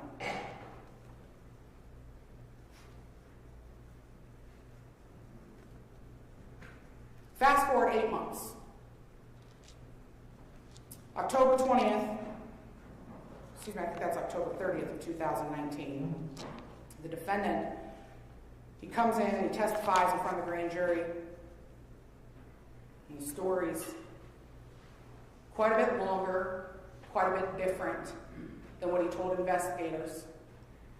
He testifies that he gets picked up by Wagner around midnight so that he can start a remodeling job in Wagner's basement. That this remodeling job is so important and he needs to get it done, and he plans on working an all-nighter, and he's going to work all night in Wagner's basement. The day before he has to go to work, and the day before he's supposed to drive all the way to Wisconsin to read some monologue at his acting gig, he's going to pull an all-nighter. For a guy that he doesn't know that well. He knew his cousin, but they weren't that close and they didn't hang out that much. I used to hang out with his cousin. Somewhere in the middle of that remodel, 4-something in the morning, that Blahnik testifies that he needs a certain saw. He needs a certain circular saw. So he's going to go to Paul Hoff's trailer because Wagner's borrowed tools from him before, and they're sure that they'll be able to find this circular saw at Paul Hoff's trailer. The defendant, in front of the grand jury, talks about the knife that he used to stab Christopher Bagley to death was a knife that was sitting on top of the display case along with the other knives. He didn't use his own knife because he was going to work, and when he's working, he can't have his knife attached to him. So, though he usually carries a knife, that one specific night, he didn't have his knife, even though he found it relevant to tell the investigators and the grand jury multiple times but he had his concealed weapons permit. It's only relevant because you were carrying your knife. He testified that Wagner and Chris are wrestling, and Chris is using the countertop for leverage. So Blahnik gets up from his bar stool and he goes over to break up the fight, and he sees Chris reaching, and Wagner yells, "Gun, gun, gun," but he doesn't see the gun, so he took a step back. So now they're not on the ground, they're standing up, and Chris has all the leverage against this guy that's significantly taller, significantly heavier, significantly stronger. Now Chris is standing up with his foot up against the cabinet for leverage. He sees Chris produce the gun from his back. He didn't have full control, and Chris had it pinched, basically, trying to bring it up. He was holding onto the butt, but he didn't have his finger on the trigger yet. Then the defendant's muscle memory kicked in. So he grabs for the knife off the bar top. 3 knives on the bar top. 2 were just laying there, one's in a sheath, but the defendant grabs for the knife that's in a sheath, takes the time to flick the sheath off before he returns across the room to stab and plunge that knife into Christopher Bagley's left side. He testified that Wagner was still holding Chris's arm. Again, he testifies that his memory, his muscle memory kicked in and he just attacked him.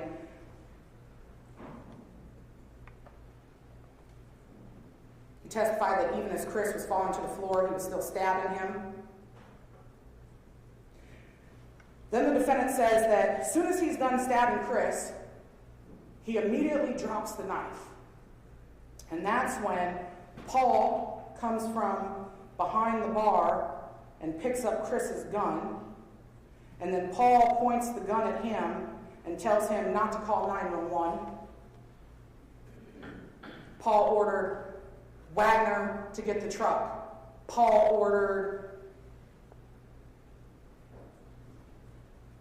something about the sheets, but Paul grabs the sheets. Paul, all by himself, wraps this body in plastic in a sheet. Paul, by himself, drags Christopher's dead body through the trailer. By himself, he passes him through the window. Paul orders him to go out the back door while holding him at gunpoint, and then he forces Blahnik into the back of the truck, and Paul tells Wagner to drive, and they all leave together, and they go straight to Wagner's house.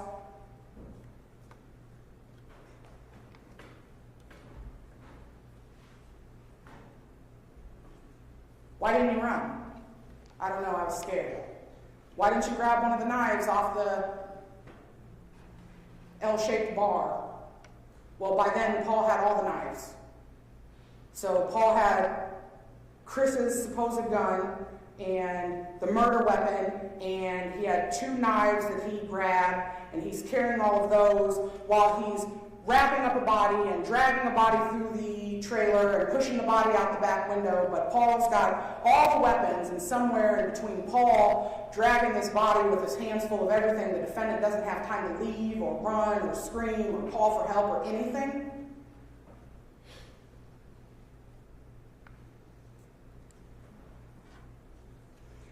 Defendant testifies that they drive away. They go to Wagner's house. Now they're going straight to Wagner's house. That they're there for 15 minutes. Paul Hoff still got the gun, forces him to get undressed and switch his clothes. Paul takes the clothes. Paul takes the knife. That he continued to go over to Drew Wagner's after this murder until Paul kept coming around and threatening him, and if you say anything, I'm going to kill you, and Paul's threatening him even though he committed the murder. The defendant's 2 versions that he told investigators and told the grand jury were also riddled with inconsistencies that aren't plausible, that don't make sense, that when you apply your reason and your common sense and the other facts and evidence in this case don't add up. Defendant completely denied the first drive-by when they were looking for Chris. But he said, well, I know Wagner, he didn't leave either. I mean, we were there, and then when we left, we went over there to get this circular saw.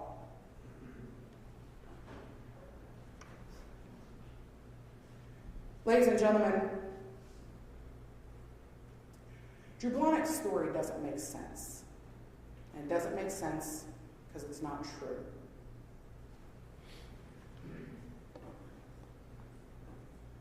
It doesn't pass the test of reality.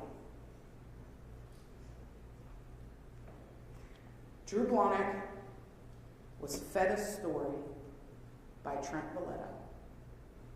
Drew Blahnik processed all of the chances, I think the investigator kept saying.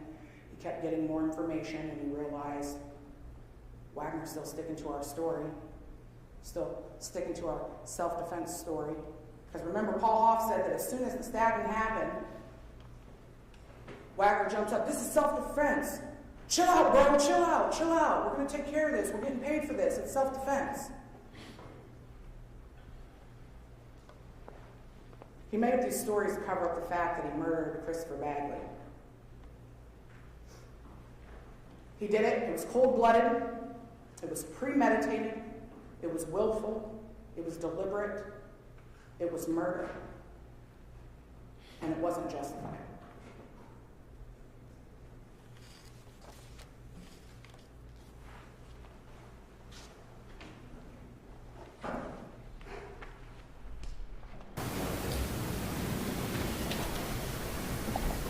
Mr. Speed, are we counsel, could I have a minute, please?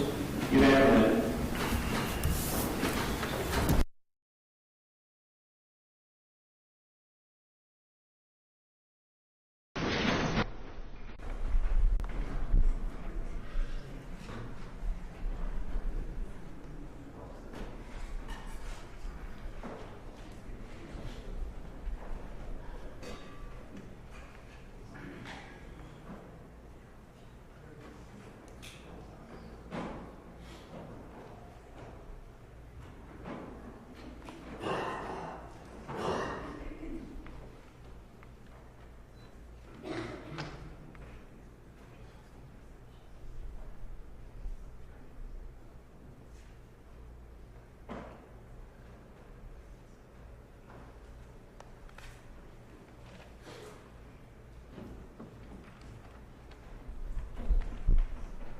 Okay, please, the court.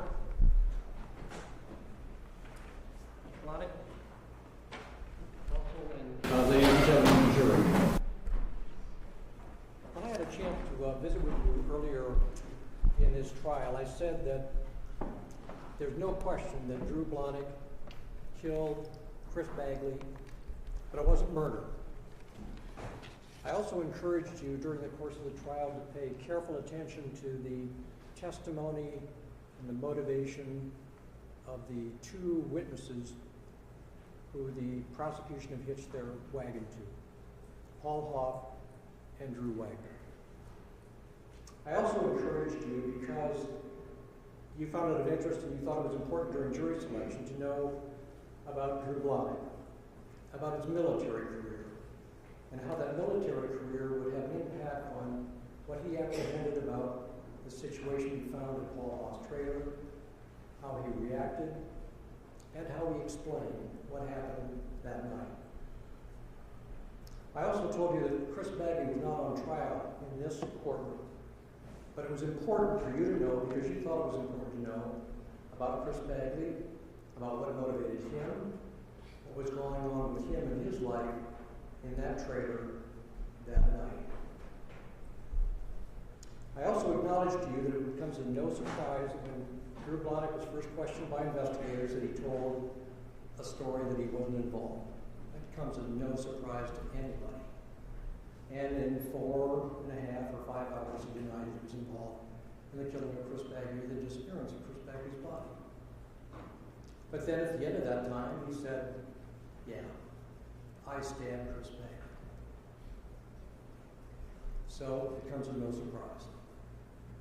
So let's back up and let's take a look at the two witnesses that I think you think are most important in this case. First of all, Paul Hoff. Now, Judge Bruns has told you that an accomplice is somebody who is complicit in the case, complicit in this case in the death of Chris Bagley. We know from Paul Hoff's testimony that he's a drug dealer. He ran a drug house out of the trailer. He is a convicted felon. And we know as well that he is a career criminal. This guy has spent more time in prison than he's spent out of prison. And as the judge has told you, in considering the credibility of any witness, and most importantly this witness, you need to take into account where he came from, what got him here, what got him hitched up to this wagon. Mr. Hoff also told you he was a daily meth user. Not only was he smoking crank, but he was injecting it as well. He was doing it from the time he got up to the time he went to bed, if he went to bed. He also told you that he was using other drugs, heroin, marijuana, and other drugs to come down from the high that he got from using methamphetamine. Now this drug use is not just incidental to the case, because we know in that trailer that night, all that day, Paul Hoff was using crank. He was using meth. It influenced the way he thought. It influenced the way he acted. It influenced the way he remembered. And that's important for you to remember as well. So, remember Paul Hoff agreed to talk to investigators only after a high-speed chase that ended up with him crashing into a snowbank in Cedar Rapids, Iowa. He couldn't go anywhere. He spun his tires. He couldn't get out. The police approached him. They opened the door. They had to tase him twice before they could subdue him. He was flying high in every respect. Now, after they tased him, what was his response after he was subdued? He wanted to talk. But first he wanted to have a Fed on board. He didn't want to just have any Fed on board, not just some agent, not just some special agent from the FBI. He wanted the attention of the United States Attorney. Paul Hoff knows how to game the system. He had experience doing it, and he put it to use that day.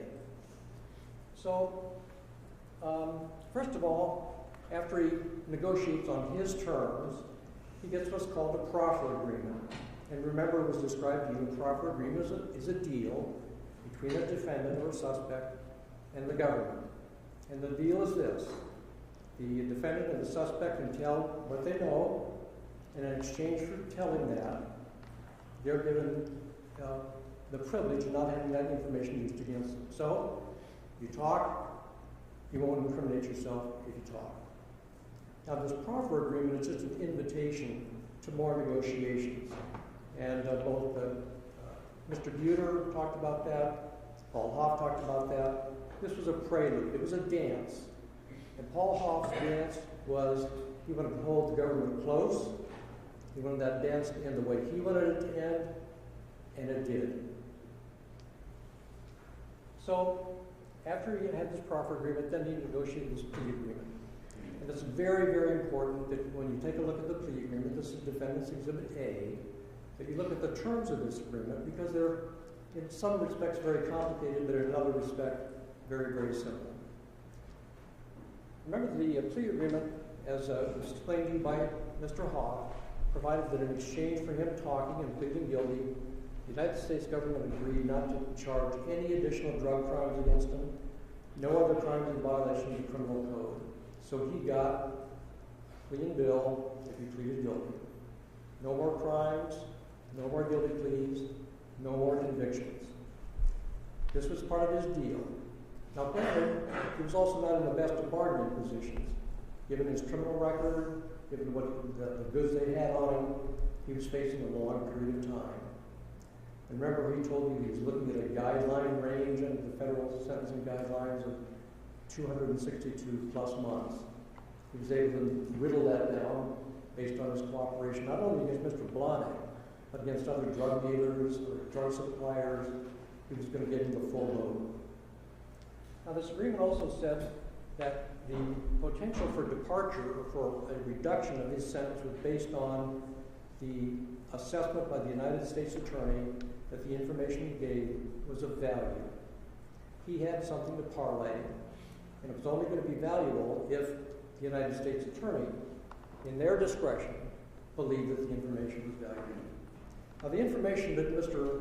Hoff was going to give to the United States Attorney and the assessment the United States Attorney was going to make of that information depended on the assessment of these people. Was it valuable to them in trying to get Mr. Blahnik? That's part of the deal. That's part of the currency that Paul Hoff was using to negotiate this agreement. So, if the information he gave wasn't valuable to the prosecution, there's no value to the United States Attorney. And remember, the United States Attorney, with the recommendation and the assessment of the prosecutors here, is the sole holder of the key to Paul Hoff's future. Paul Hoff knew exactly what he was doing in negotiating that deal. So what about Drew Wagner, the other pony hitched to this wagon? Well, Drew Wagner, the government scoffs at the inconsistencies by Drew Blahnik and his reluctance to tell what he knew after 4.5 or 5 hours of questioning.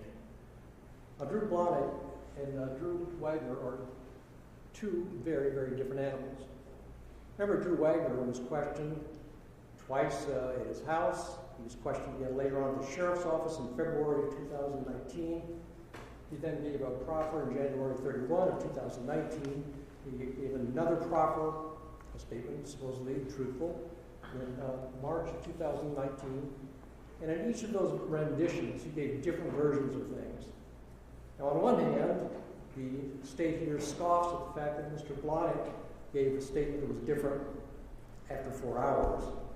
Here we have a witness who gave different statements over months without coming clean on what he supposedly knew about what happened to Chris Bagley. So, even as he took a witness stand in this trial, you observe firsthand the credibility of Drew Wagner. Even after all this time, after all these statements that he gave, he still sat there in front of you under oath and minimized what he really was involved in. And it took maybe some woodshed to get him to come around and finally say, okay, this is the way it happened. But his credibility, I think, is damaged by his inconsistencies, but also by his motivation to testify. And what was that motivation? He, too, wanted to get a deal from the state of Iowa. So, I forgot. I mean, not only did he have an opportunity to get a plea agreement with the state of Iowa, but while he's in jail waiting for this trial, he smuggles drugs into the jail. He had no real appreciation for the severity of why we're here, still trying to game the system and beat the system. So, as I forecast for you in the opening statement, Mr. Wagner's plea agreement deserved very close inspection and scrutiny by you, because once again, this is evidence of his motivation, his opportunity, his willingness to tailor what he knows, tailor what he says to suit the government. We know that in the plea agreement, the defendant's exhibit, and you're going to get to examine this more closely, he agreed to let him plead guilty to voluntary manslaughter, to assault while participating in a felony, conspiracy, obstructing prosecution, and abuse of the courts.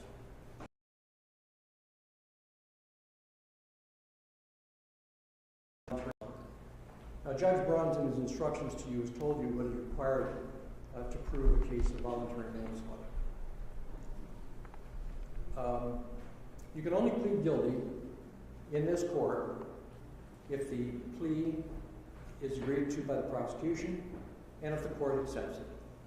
It has to be voluntary, it has to be knowing, and there has to be a factual basis for that plea of guilty. That is, there have to be facts to support it.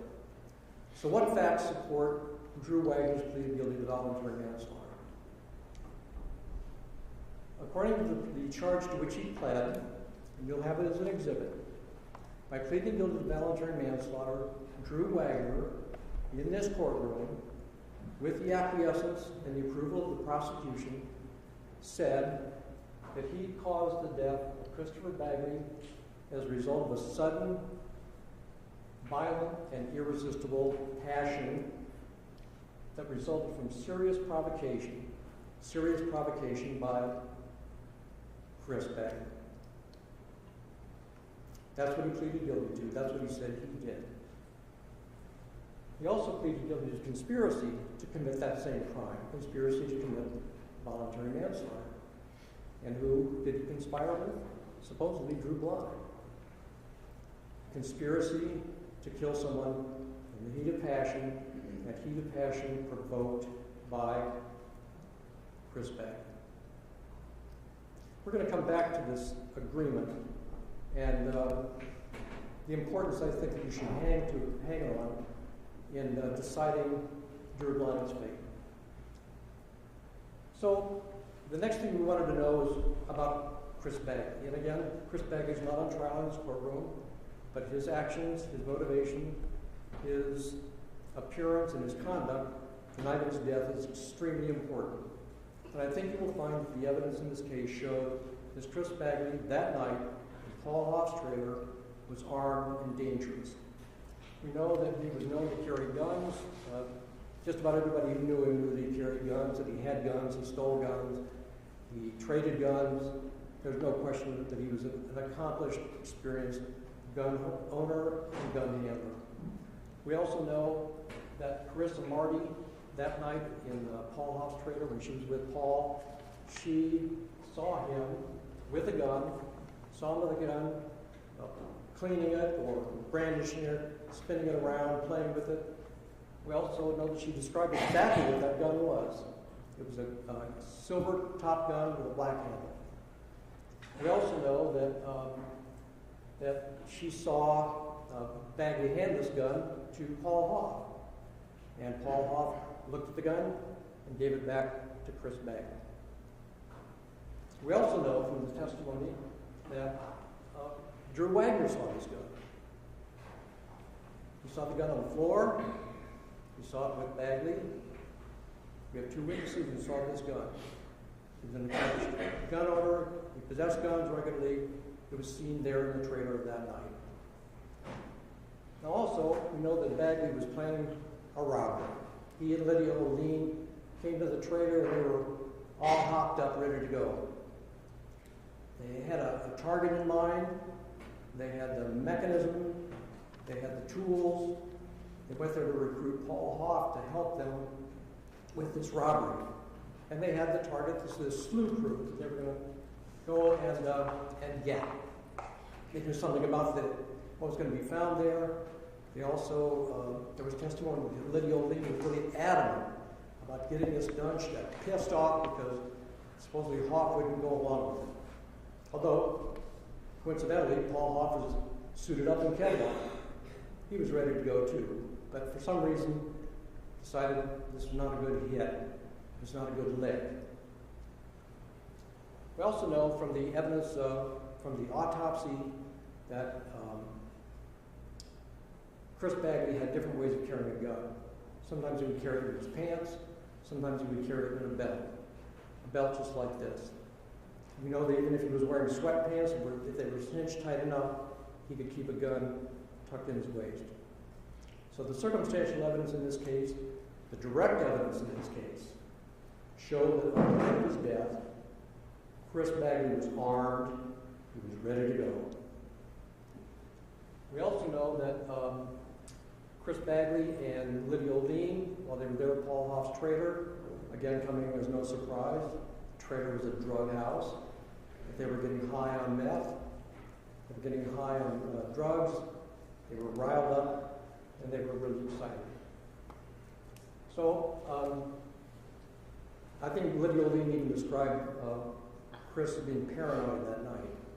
Now, we don't know where this paranoia was arising. It could have been just from the use of the drugs itself, or somebody was getting him agitated. We know that there was some suspicion that he might have been tailed, that he might have had a bug on his car, and that he was driving Lydia's car, so his car wasn't seen. We know that he had an argument with his wife before he left. There were all sorts of reasons why he was agitated that night, but most importantly, because of this lick that he wanted to carry out.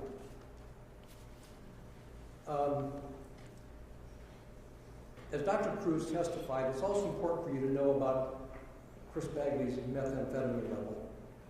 And she described that during the course of the autopsy that blood was taken from the area around Chris Bagley's heart. It was sent to a laboratory and it was analyzed. She told you about the drugs that were found in Chris Bagley's blood. But importantly, the methamphetamine that was found in Chris Bagley's blood is important to you. We know from her toxicology report that the blood level of methamphetamine in Chris Bagley's blood was 3,600 nanograms per milliliter. And you'll be able to see the report yourself. It's on the defendant's exhibit. And you'll see on the second page of that there's a guide that talks about the importance of different levels of methamphetamine in a person's blood. At a level of 200 to 600 nanograms per milliliter, a person can become agitated, they can become violent. That night, Chris Bagley had at least 6 times that level in his blood. In fact, Dr. Cruz told me that she's seen instances where people with that level of methamphetamine in their system are actually toxic and suffer overdose deaths. She also told you, importantly, that methamphetamine, in addition to being a dangerous poison at certain levels, can also affect a person's behavior. Remember how she said it can influence a person's assessment of pain, how they can become agitated, they can actually act longer, faster, even in situations where they're seriously injured. She told you about cases in her own career where she has seen people who've been fatally injured but can continue to act, can run down the street with bullets in their heart, physical activity, even after a fatal injury, and how drugs can influence that behavior as well. So the next issue of factual significance is this knife. And the significance of the knife in Drew Blahnik's situation is, was he packing a knife? And was the fact that he did or didn't have a knife important in your decision about whether this activity was premeditated? We know from the evidence and the circumstantial evidence that that night, the knives that were found in Drew Blahnik's car and in Drew Blahnik's bedroom were not involved in the death of Chris Bagley. And how do we know that? Well, first of all, both Carissa Marty and Lydia Levine talked about the knives that they saw on the showcase or on the bar at Paul Hoff's trailer. Number one, there were weapons there. Drew was sitting on a bench or on a stool by the bar. They were within arm reach of him. Number two, we know that Wagner himself said that the knife that Drew Blahnik used came from the counter. So we have an eyewitness who said he grabbed a knife off the counter, he spun in a stool, he was within 2 feet of Chris Bagley. We also know from the evidence that Lieutenant Buter testified about that they took these knives from Drew's place and his truck. They also took the sheaths. They had them analyzed by the State Division of Criminal Investigation Laboratory, by the FBI. There was absolutely no physical evidence. I repeat, there was absolutely no physical, scientific evidence that Chris Bagley's blood, his DNA, was on any of those knives, any of those sheaths. They are a non-factor. We also know, if you believe Paul Hoff, that the knife that Drew Blahnik used was a 10-inch long knife, and we know also from the examination of the knives in this case that none of them meet the description of the knife that was allegedly used from the counter. So, why is this important? Because they said, if this is a premeditated killing, then Drew Blahnik would have gone sporting a knife, ready to go, and ready to rumble with Chris Bagley. So, the evidence in this case, both the circumstantial evidence, the direct evidence, the scientific evidence, demonstrate that this was not a premeditated hit. And how do we know that? Well, first of all, Drew Blahnik told the investigators that he had nothing against Chris Bagley. They were friends. They worked with the same guy, with Dan Castle. Dan Castle was a good friend of Drew Blahnik's. Chris Bagley was a good friend of Dan Castle's. They had nothing against one another. As a matter of fact, Drew Blahnik moved into Chris Bagley's apartment, helped him move out, helped him move back in. They were not enemies by any stretch of the imagination. So first of all, no ill will, no hatred. We also know that if this was an assassination, neither Drew Blahnik nor Drew Wagner were armed for an assassination. We know in particular that Wagner knew from his conversations with Andy Shaw that Chris Bagley had guns. He also knew that Chris was not afraid of doing robberies. In fact, I think Hoff said that Bagley was kind of proud of the robberies that he pulled off. He was very accomplished at it. He was a dangerous guy. We also know that Drew Wagner knew that Paul Hoff, in this robbery of Andy Shaw, had stolen an AR-15. He had guns of his own. They were walking into an environment where there was danger, both from Chris Bagley and from Andy Shaw, from Paul Hoff. Much has been made about, what did Drew Blahnik know before he went over to the trailer? Well, first of all, there's absolutely no evidence, none. No phone records that show that Drew Blahnik had talked to any girls or so-called bitches, as Wagner said. There's no evidence of that at all. There's also, importantly, no evidence of any phone conversations, any text messages between Drew Blahnik and Andy Shaw. Now, the government would have you believe that Andy Shaw is the ringleader of this assassination plan, and that Drew Blahnik was the trigger man, so-called. He was the henchman that was going to pull this off. There is no evidence that there was any conspiracy between Andy Shaw and Drew Blahnik that's verifiable by any text messages, any phone messages, any Snapchat, any Wicker, any Facebook post, you name it, there's none. And then finally, Drew Wagner himself said that when he went in to talk to Paul Hoff in the back room of the trailer, Wagner said, "I'm here to mess up Chris Bagley. Not Drew Blahnik, not we. I'm here to mess him up or fuck him up." In addition, we know that there's something about Drew Blahnik.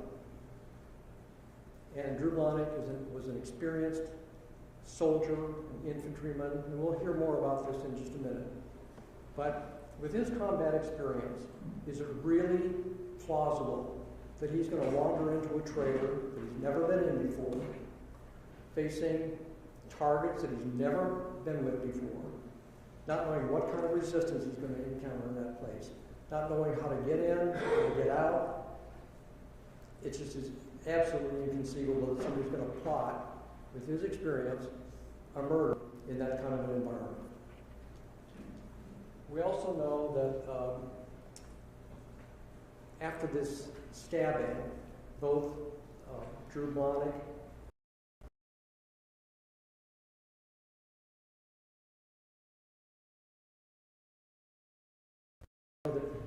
himself was screaming, screaming out of anger. And yet we know that there were neighbors right next door who were still awake. An assassination.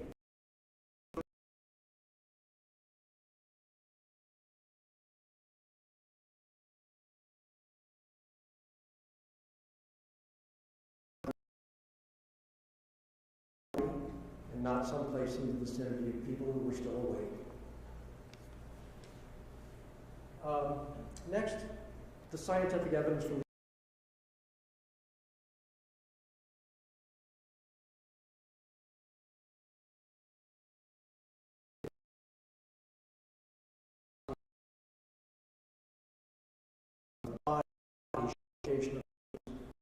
no indication of that when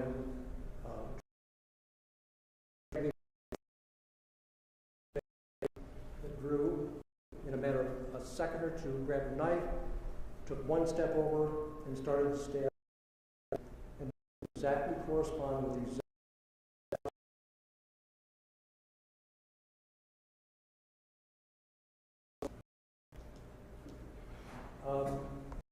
the notion that there was a payoff between Andy Shaw and Drew Blahnik consistent.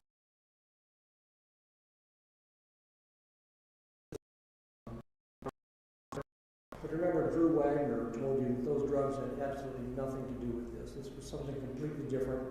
It was a Chicago adventure that somehow got Drew Blahnik linked into it. Evidence of a payoff.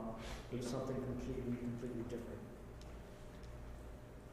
Also, we know that when Mr. Blahnik's apartment was searched, there were no large quantities of cash laying around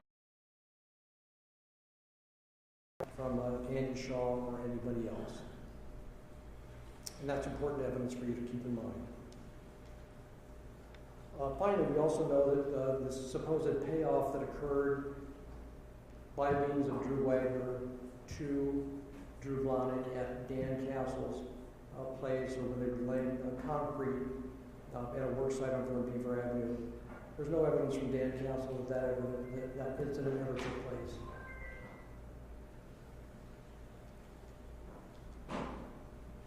So, Judge Burns has told you that in considering whether or not Drew Blahnik acted out of justification, that is in self-defense or in defense of Drew Wagner, you have to take into account what Drew Blahnik believed.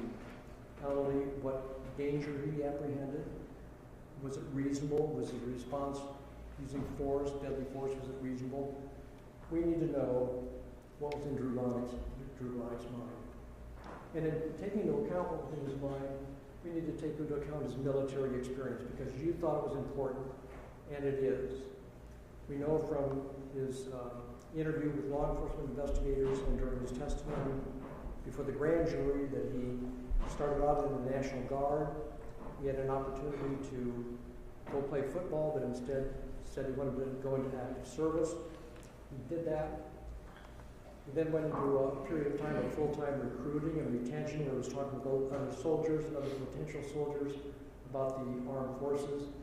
We then know that he had an opportunity to, and did join the 101st Airborne Division. And while he was there, he was trained in surveillance. He was selected for special operations. So he had an extensive military career that eventually landed him in Afghanistan.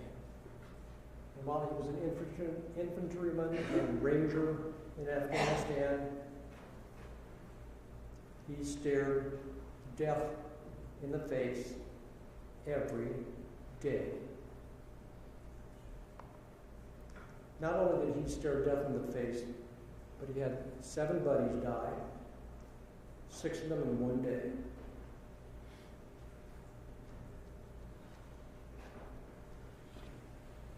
He was asked by the investigator why he did this.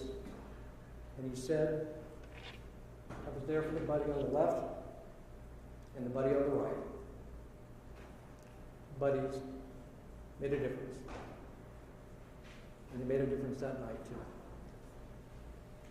We also know, as he told investigators, that he was diagnosed by the Veterans Administration with PTSD, that he has nightly nightmares about his combat, and he takes what has been described as nightmare pills so he can get through that. Now, again, why was this not a hit? We know from the testimony that Drew went over there ostensibly to get some power tools. He was working, pulling an all-nighter at Drew Wagner's house, trying to get this basement remodel underway before he left town. Wagner didn't have the tools he needed. He knew that Hoff had the tools. They go over there. Drew Blahnik was over there to get the power tools he needs to do the job. Remember, he said in his grand jury testimony that the only saw that Wagner had was the kind used for demolition. It just wasn't good for cutting timber, cutting boards, cutting the tools necessary to start this remodel. We also know that night, when they get over to the trailer, both Hoff and Bagley were high. They'd been doing meth. They were cranked up. In fact, I think Lydia Lean said that Paul Hoff was pacing. He was pacing more than normal. It was a volatile experience right there. Everybody was really torqued up. It was also testimony that from Drew Wagner that night, Chris Bagley was unusually aggressive. He was unusually aggressive, he was angry and argumentative, and it showed. Stated simply, getting ready for a lick, trying to recruit somebody to go on a robbery. He was wired and raring to go. So we also know from both the testimony that Drew Blahnik gave and that Drew Wagner gave, there was a gun, and that Bagley went for that gun sometime during this encounter. Now, what we try to demonstrate here is the way the best evidence is as to how the bodies are aligned. And in the upper left, you see the arrow pointing toward where Chris Bagley would be standing in relation to Drew Wagner, who was in front of him as they struggled. On the right side of Bagley's body was where this gun was at. And Drew Blahnik, in his interview with the investigators and before the grand jury, talked about how his arm was down to the right, starting to bring up the gun during the struggle. Now, It was alleged that by Paul Hoff that during this struggle they were actually front to back rather than facing one another. But that doesn't correspond with either the location of the wounds or how this could have happened. So Paul Hoff's testimony about Chris Bagley being in a bear hug with Drew Wagner behind him and then Drew Wagner approaching from the rear, it doesn't correspond because otherwise all the knife wounds would be on the right. So this is the most logical explanation of the location of bodies. We know that given these close quarters and the gun location, both Drew and Wagner were in danger of being shot. And in the split seconds that this occurred, this was not something contrived. It happened in a very, very short period of time in a very confined space with bodies close to one another. That Drew Blahnik's combat instincts clicked in. He relied on muscle memory. He grabbed the knife. It was within inches of his hands and went forward with it. Again, the scientific evidence, the location of the wounds, the confined space, all demonstrated exactly what happened, and it happened in split seconds. There was not much time for deliberation or premeditation. It was one soldier defending another soldier and defending himself. Finally, the judge has instructed you in instruction number 46 about justification. I'm not going to regurgitate what the judge has already told us about justification. But justification is simply self-defense or defense of another. And there are circumstances under which force is not justified. And the judge has instructed you about that and the response as to how you're to interpret that. So under all those circumstances, we believe that the evidence shows that force was justified, that deadly force was justified, and that the circumstances where it's not allowable or not permissible do not apply here. First of all, as the judge told you, Drew Blahnik was not required to exercise perfect judgment. And this is where common sense comes into play. It's easy for us on the outside looking in, or Monday morning quarterbacking, to take nice, clean, freeze-frame pictures of what might have happened. But that's not the way it works. And the judge told you that you use your common sense and appreciate the fact that the circumstances that face this man on that night are to be taken into account. What was it that he saw, that he felt, that he understood, and how did that affect how he responded? So again, if in Drew Blahnik's mind, based on what he knew, based on his experience, he felt danger, then danger was sufficient to trigger a justified response. Now also, the judge told you that there are other circumstances where justification, self-defense is not authorized. If, for example, Drew Blahnik and Drew Wagner provoked Chris Bagley into a response, and then in exchange for that response, they acted with deadly force, then the force is not authorized. It's not justified. But as we know from the facts, because of the evidence of any kind of a premeditation or hit, the justification still applies, and it did in this case. Wagner himself said he didn't know what was going to happen. He also said that Chris was way more aggressive than he'd ever seen. He also said that he didn't want to hurt Chris. He wasn't there to provoke a killing. He was not there to provoke a killing. More importantly, we know that from Drew Blahnik's perspective, it was just a shoving match until he saw the gun. And once he saw the gun, that's what prompted him almost instantaneously to grab a knife and to act in defense of himself based on the danger that he saw and the danger he saw to Drew Wagner. Ladies and gentlemen, this was not murder. This was not murder. And stated simply, the reason it wasn't murder was because it wasn't premeditated. If it was going to be premeditated, there would have been many opportunities for an assassin, a skilled assassin, to do the job in a place where no one would see, no one would hear, where the body could be removed and never found. It didn't happen that way. We also know that there was no malice aforethought, there was no hatred or any kind of ill will between Chris Bagley and Drew Blahnik. We also know that it was done in self-defense, and Drew Blahnik didn't act to kill. As he explained to the investigators, he explained to the grand jury, he acted to incapacitate. With the way he was trained, we made Drew Blahnik. And he used the skills that we gave him on that night to do what we thought was right in the circumstances.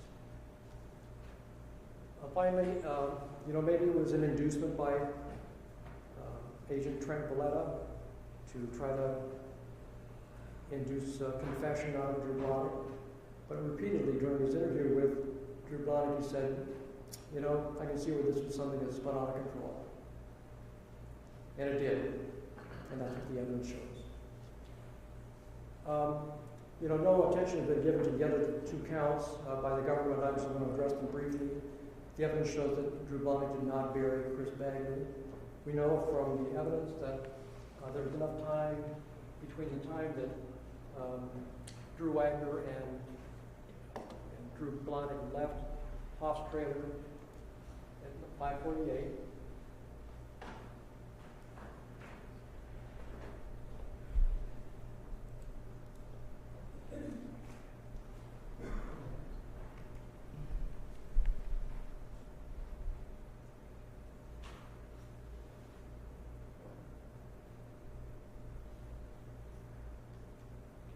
Until Wagner returned in a different truck after 8 o'clock. In that period of time, there was plenty of time for Drew Wagner to bury Chris Bagley. We also know from the evidence and the testimony in this case that Paul Hoff and Drew Wagner took Mr. Blahnik back to Drew Wagner's house. Drew Wagner then took Drew Blahnik to Dan Castle's, or back to his apartment where Dan Castle picked him up to work.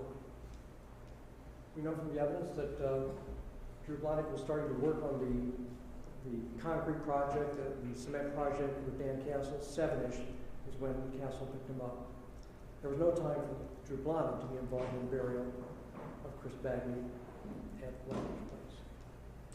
We also know from the evidence from the aerial photos that were introduced by the government that on December 15th, just within a day, there was evidence that Drew Wagner's excavation had already started and probably been completed. As you recall from this exhibit, State's exhibit number 42, the aerial photograph showed that there were changes made outside the garage of Drew Wagner. There was debris piled up there. There was a canoe turned up over the site. So that body was already in the ground.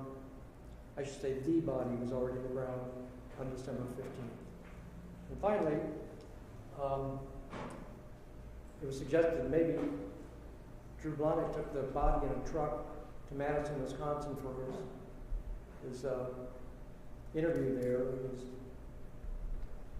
And kept it there for 4 days in a parking garage, and then drove it back to Cedar Rapids, Iowa, with just a sheet of plywood over it. It's absolutely absurd that happened. And then moreover, Drew Wagner told you that he didn't see any evidence of the body being buried until he came home several days later, like a week later when his daughter was in the house, and he saw Paul Hoff and Drew Blahnik in the backyard with a big pile of dirt. That didn't happen either. Finally, Drew Blahnik had nothing to do with this ground warmer thing. He was not attempt to re-excavate and move the body of Chris Bagley, which just didn't happen. So, did the prosecution? No. He described how the body was wrapped. He wanted to call the police. He was discouraged from calling the police. And then, obviously, Paul Hoff had reason to keep the cops out of his trailer. He had dope there. He had guns there. He was a fugitive. He was on the run. He had every incentive not to let Drew Blahnik either talk or call the police. finding, of course, he was armed, he was a bandit, and he knew how to use guns. Now, we also know that Drew Blahnik said the reason he did this was because of the threats. And Judge Browns has told you that you can consider compulsion duress.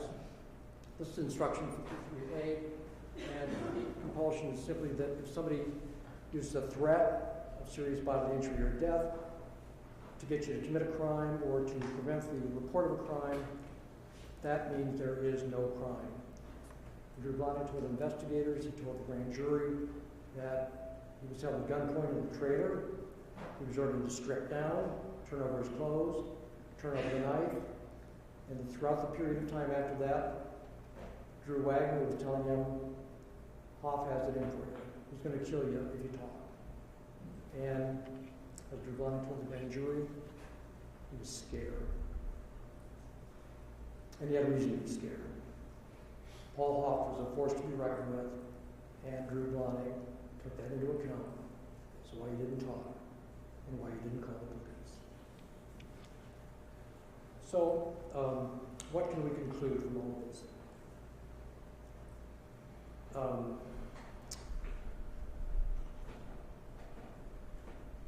As you come through those courtroom doors, you're not required to shed your common sense. And all of you have been very, very attentive.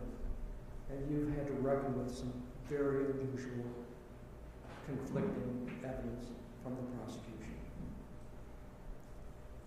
You know, from what the court has told you in your common sense, that Drew Blahnik had no obligation to prove his innocence to you. He had no obligation to testify in front of you. You heard his story. From the interview, you heard from the grand jury.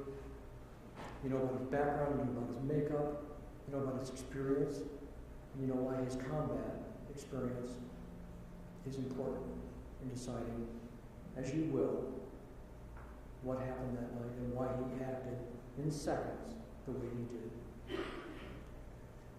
Importantly, the judge told you that, and as I urged you during the opening statement, your duties are to not only honor and protect that presumption of innocence, but also to hold the government to the burden of proving him guilty if they can by evidence beyond any reasonable doubt. The judge explained to you what reasonable doubt is. It's pretty simple. It's must be based on reasonable common sense, which you have. It has to be based on evidence produced by the state or their failure to produce evidence, absence of phone records, absence of corroborating testimony from Dan Castle. Those things, the absence of that evidence is stuff that are taken into account.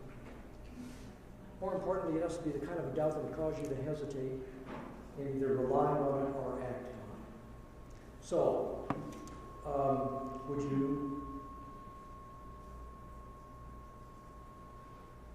you stake your life savings on the testimony of Paul Hoff? Would you send your child into surgery based on a diagnosis from Drew Wagner?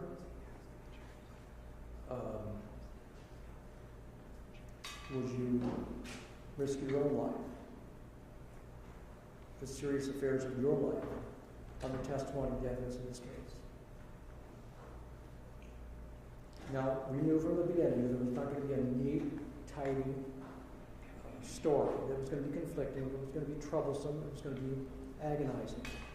But using your common sense and your assessment of human behavior and the motivations of Paul Hoff and Drew Wagner to tailor their testimony to suit the people that had the keys to their jail cells, you know that they're not deserving of credit.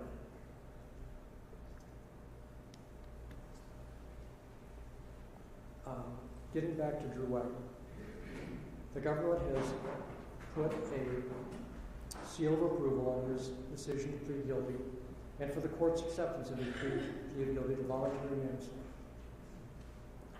Drew Wagner has admitted that he committed voluntary manslaughter by killing Chris Bagley, assisting in the killing of Chris Bagley based on a serious provocation that was triggered by Chris Bagley. So where is justice? Are we going to let Drew Wagner, the guy in control of this episode of the trailer to skate with voluntary manslaughter and hold Drew Blahnik responsible for murder in the first degree. Is that justice?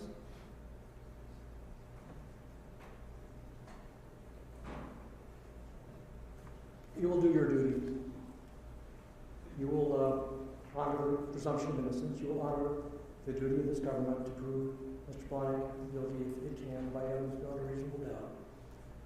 And there is sufficient reasonable doubt in this case for you to conclude that Drew Blahnik is not guilty of murder in the first degree. And that his decision, albeit bad judgment, about removing the body, assisting, knowing about the removal of the body from that trailer, not knowing where it was buried, but not going forward with evidence to the prosecution or to the police without compulsion or fear. Yes, this combat soldier knows fear. He's seen fear. And now, without fear, you need to find him out there. Ladies and gentlemen, do you hold out a few minutes longer, or do you need a break? Okay. Slaughter, are you ready with your roll? Yes, Your Honor.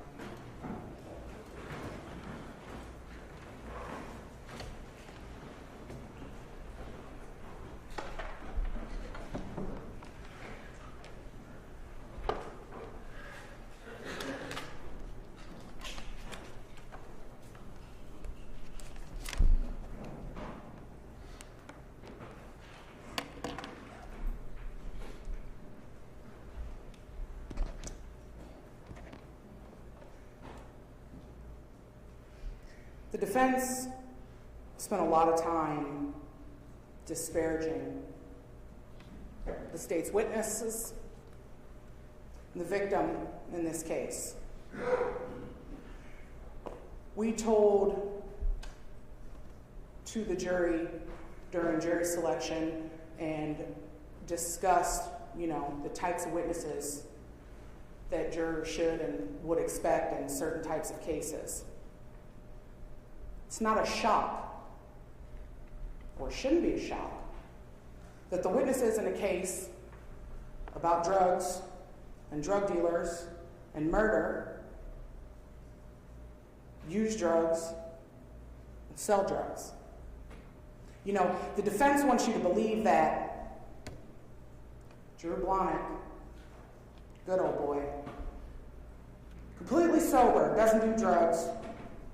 When there's testimony that when he shows up at Drew Wagner's house, is so intoxicated and they do coke all night and they go over to Paul Hoff's and they pass around meth. Everybody's a drug addict and a dope fiend and has skewed judgment and misperception and misunderstandings and misremembrances. But he was sober. He's the sober one out of the group. No. The defense also wants to continue to drum home and bring to your attention this agreement that Paul Hoff has with the federal government. Not denying it. We've talked about it. He's testified to it. They've drilled it home. But you know what the defense has never said in this case?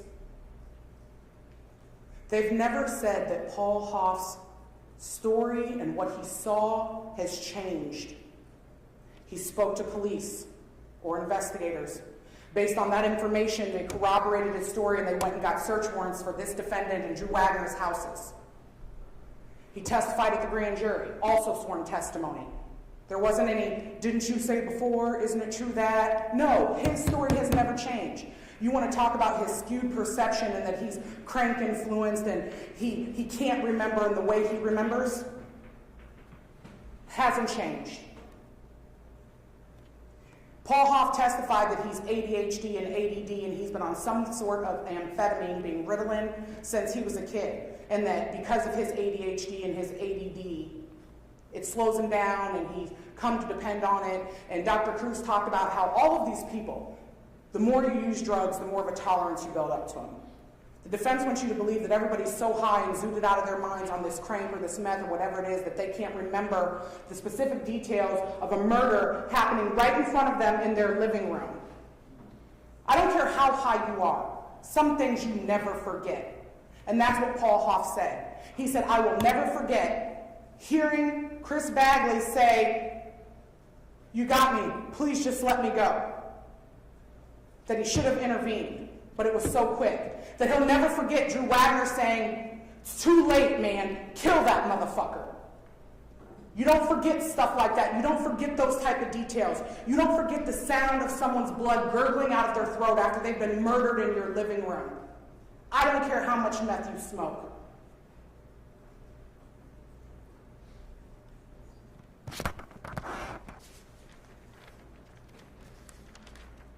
The defendant wanted to show you the drawing of this. I think he called it a frantic fear, maybe frenzied stabbing, and that there's stab wounds all over this body.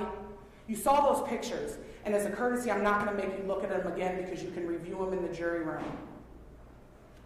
The placement of those stabs on that abdomen, they weren't spread out like they were in drawing. The drawing showed pictures of injuries as big on the leg. The leg injuries are superficial. We're not even talking about those. Nothing that happened to that leg caused the death of Christopher Bagley. Christopher Bagley was stabbed repeatedly. His body was dropping. He was grabbed by the back of his head. That's not frenzy. That's trained and calculated killing. There was testimony that the defendant wanted to get a ghost gun, that he considered using a ghost gun, and he was trying to obtain a silencer, and that night he came over and he was drunk, and then they were getting high, and tonight's the night, we got to do this, we got to find Chris, here's our opportunity, and they took the opportunity. The defense wants you to believe that at 4:30, 4:45 in the morning, this defendant, who's sober, right, not souped up on the coke, not souped up on the meth, is still remodeling this house, and he, who's never met Paul Hoff, is going to go to Paul Hoff's house, who he's so scared of, right, because he's heard so many bad things about him. And he's going to go over there at 4:30 in the morning to borrow a circular saw. If that were true, why didn't they stop? They didn't stop because they were scouting. They were looking for that truck. That's what Drew Wagner says. That's what the evidence shows. If you want a saw, you knock on the door. You use your cell phone. Hey, are you home? No. They went there looking for Chris Bagley, and when they got the confirmation, they went back. You review those videos and the testimony and your notes about whose headlights and which cars are which, you will see 12 minutes, ladies and gentlemen. 12 minutes between the time that the defendant and Drew Wagner showed up at Paul Hoff's house until they were driving off out of that trailer park with his body in the backseat of that truck. That in itself is calculated. We get in, we get the job done, we get the body, we get out. That's exactly what they did. They went over there with this plot, with this plan, with this premeditation. This trained Army Ranger with military police experience and combat experience and long-distance reconnaissance experience. He wants you to believe that he goes over there and his brother to the left and his brother to the right is in danger, and he jumps in and then he panics. He has a panic attack in Paul Hoff's living room and he puts the knife down and then he does nothing else this entire time? That's ridiculous. He's trained. He was trained by us. We trained him, is what the defense said. We didn't train him to be a murderer, and that's what he is. That's what he did. On December 14th of 2018, he executed Christopher Bagley. Christopher Bagley was a burden, and he eliminated that burden. He believed, and it was proven he was the weakest link. He held on, but the scarier he got and the more pressure that came, the more crap he started putting on the internet trying to explain away. He couldn't keep his mouth shut. Started to scare this defendant, and this defendant wanted to get rid of him. He knew Paul Hoff was going to keep his mouth shut as long as he could. Paul, we got to get rid of this dude. He's the weakest link. We got to kill him. He couldn't even get the body in the hole without heaving and gagging in the backyard. Weakest link, Drew Wagner. Paul Hoff didn't say anything. Kept it to himself. Because he was into some stuff. Didn't deny it. He kept that ace in his pocket until it benefited him. We haven't hid that from you. I got some information you guys want. I'm going to see what I can get out of it. I'm going to wait till the stakes are as high as I can get them, and then I'm going to play my ace. That doesn't make him less credible. Calculated, manipulative, self-serving, maybe. Where has his story changed? His story makes sense.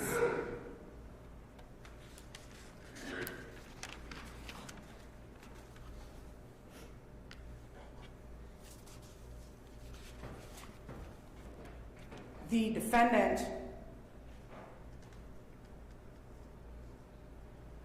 is trained in a lot of things when it comes to his military experience and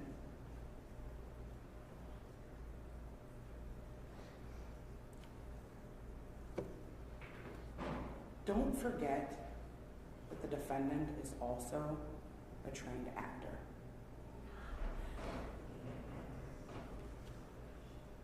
They fed him every line. That's what investigators do. They befriend you. They insult everybody else. They pump up your ego. They placate you. Their goal is to get you comfortable, to get a suspect talking. We're going to keep talking, and I'm going to befriend you, and I'm going to talk bad about everybody else, and I'm going to give you a little bit, and a little bit more, and a little bit more, and a little bit more. And they kept giving him. They kept feeding him.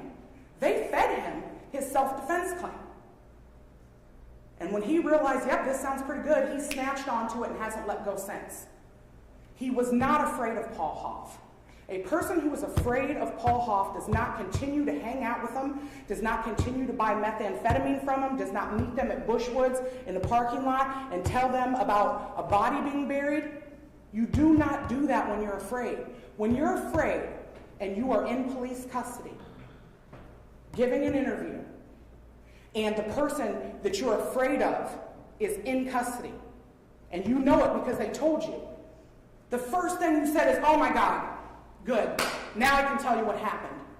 I've been holding this in for 3 months. I've been terrified. Listen, they've had a gun on me. I killed this guy, but it was self-defense. No. You don't deny for 5 hours. And then the reason he gave for denying for 5 hours was that he was hungry.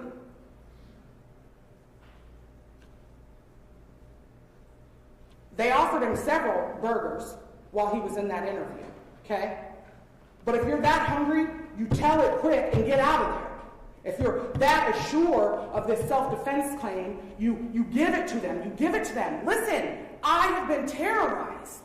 But that's not what happened, because that's not what happened on December 14th. Ladies and gentlemen, does it make sense?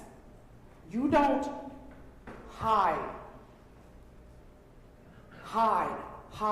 deny, self-defense. You hide, deny a crime that was committed. Not your defense to that crime. That doesn't make sense. What makes sense is that they had the information, they went looking for Chris's car, Chris wasn't there, they got confirmation that him and Paul Hoff were together, they went straight back, minutes, you can see it on the video, straight back over there. And then within a 12-minute time span of being in there, they got confirmation from Paul that he wouldn't interfere in fucking Chris up. They went into the living room, Paul Hoff staged this fight, Drew Wagner staged this fight. That's not even a fight, it's a wrestling match. And then the defendant calculatingly stabbed him. Close stab wounds, just back to back. Right? We're talking injury E, F, G, H, I, J, K. And you mean to tell me that you still needed to protect yourself, that it was still reasonable to finish the execution and go for the neck? To hold him by the back of the head in A, B, C, D? Because that's how many injuries were up there. It's reasonable to believe that his force was in response to this perceived threat of this potential, possible, maybe phantom gun that existed? No. Trained in hand-to-hand combat, trained in defensive tactics, trained in military training, trained in guns, trained in knives. And that's the only response that you could to somebody pitching a gun on the right side of their body. You're not in the crossfire. There's no room to tackle him, knock it out of his hand, if it even exists. That's the response that the defense wants you to believe was reasonable and justifiable for this perceived threat in a fight that's occurring, that there's not even punches being thrown? No, ladies and gentlemen. No, absolutely not. That doesn't make sense. His intent was to kill him, and he did it quickly and meticulously, and it was brutal. And then he hid it. He left with that body, with Drew Wagner, with Chris in the back, and they went to Drew Wagner's place. And the defendant testified that he has used this skid loader on multiple occasions. That when asked so do you use this in your concrete gig? Yeah. And is it used for do you use it to prepare ground? Well, that's what it's for. Absolutely, that's what it's for. It's for moving and preparing ground. And I'm not going to show you those pictures right now.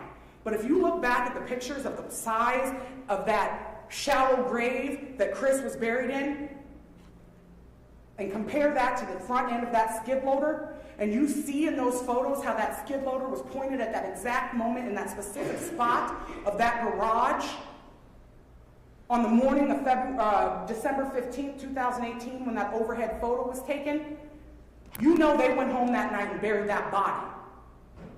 And then you heard Drew Wagner testify about how he started worrying about the ground looking like it was disturbed, so he took some wood and he piled the wood up on top of it.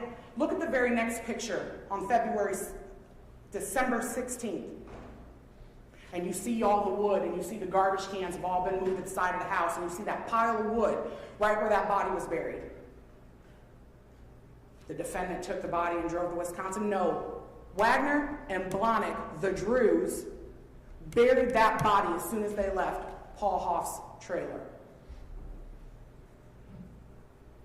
Ladies and gentlemen,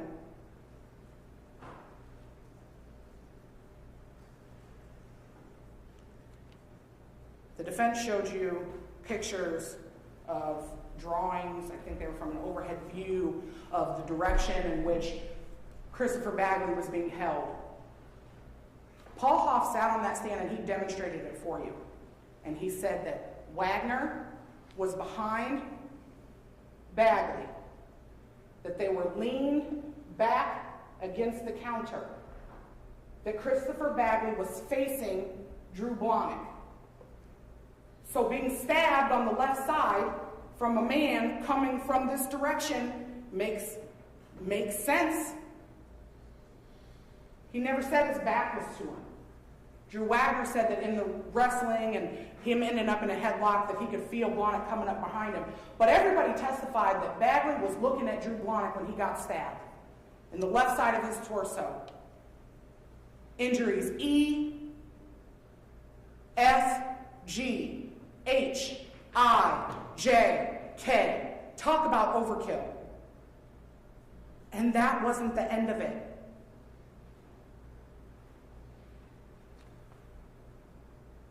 A, B, C, D.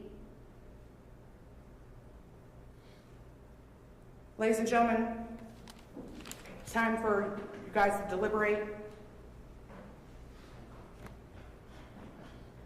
We all thank you for your time and your attentiveness during this trial. It's been a long week and some days. When you go back and you compare those jury instructions to the evidence that you received in this case, and you do that applying reason and common sense, we ask, as a state, that the verdicts that you return for Drew Blahnik are guilty of murder in the first degree, abusing a corpse, and obstruction of prosecution. Thank you. Ladies and gentlemen, instruction number 59 reads, forms of verdict have been prepared for you and attached to these instructions. Your foreperson and each fellow jury will sign forms of verdict which accord with the findings. It's actually got a signature for foreperson because your verdict must be unanimous. When you agree upon a verdict and the foreman or forewoman has signed the verdict form, please notify the court attendant. The verdict form is 2 pages. There are 3 counts. You must return a verdict as to each of the 3 counts. Ms. Frankfurt, would you please come forward?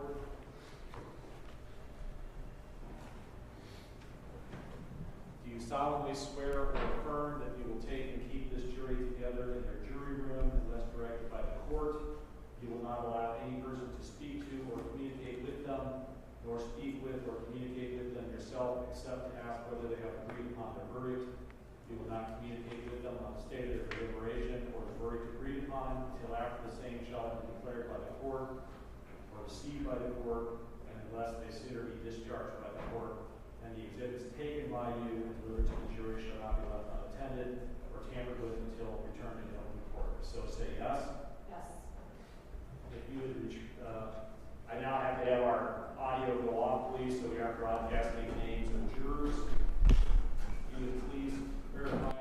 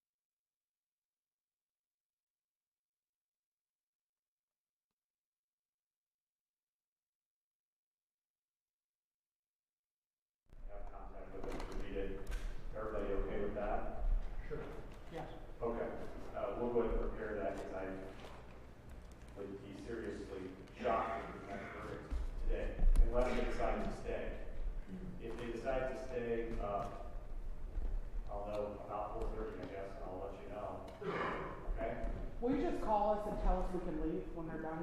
If I don't hear from you, I'll assume we're staying. Yeah, I think I have, We did. let me make sure I have them all together. I know I have Monica's number. You want to tell me how to call you? Is on the record? No, we're on the record. And I promise when this is all over, I will just take it off my phone. 230. And I'm passing the boxes. Monica, just let you know exactly what Yeah, yeah. Jennifer and Jerry. Absolutely. Jerry, if you want to give me your number, I'll just have you. Jerry doesn't have a number. I have a number. No, he doesn't.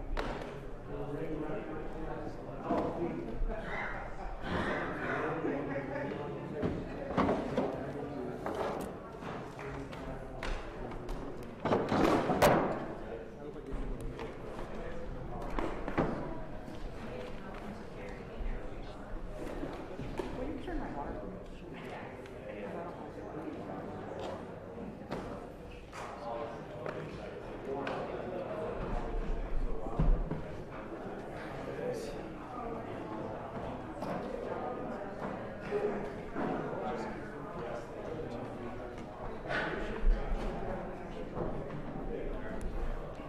Oh, sorry, guys.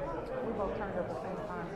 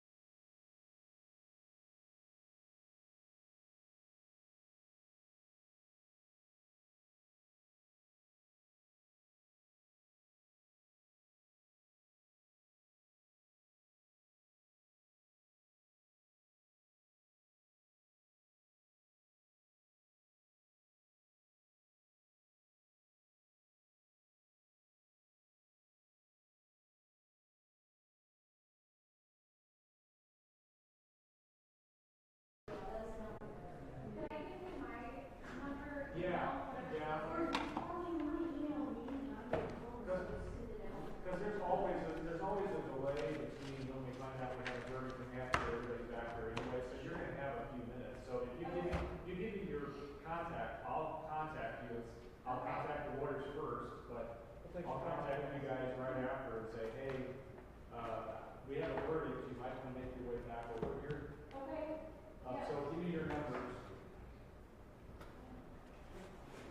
Can I email it to you? You sure can. No, you can email it to me, that's fine. Yeah. If I looked hard, I'd probably find, well, I don't have your number, but I'm pretty sure I have your email, but. Yeah, we probably. Oh, I don't know if I've taken it, so send it to me just to be safe. I can text you, actually. I text Monica, I can send you a copy of the text and just do it all in one shot. Perfect. So it's 319-270-9470.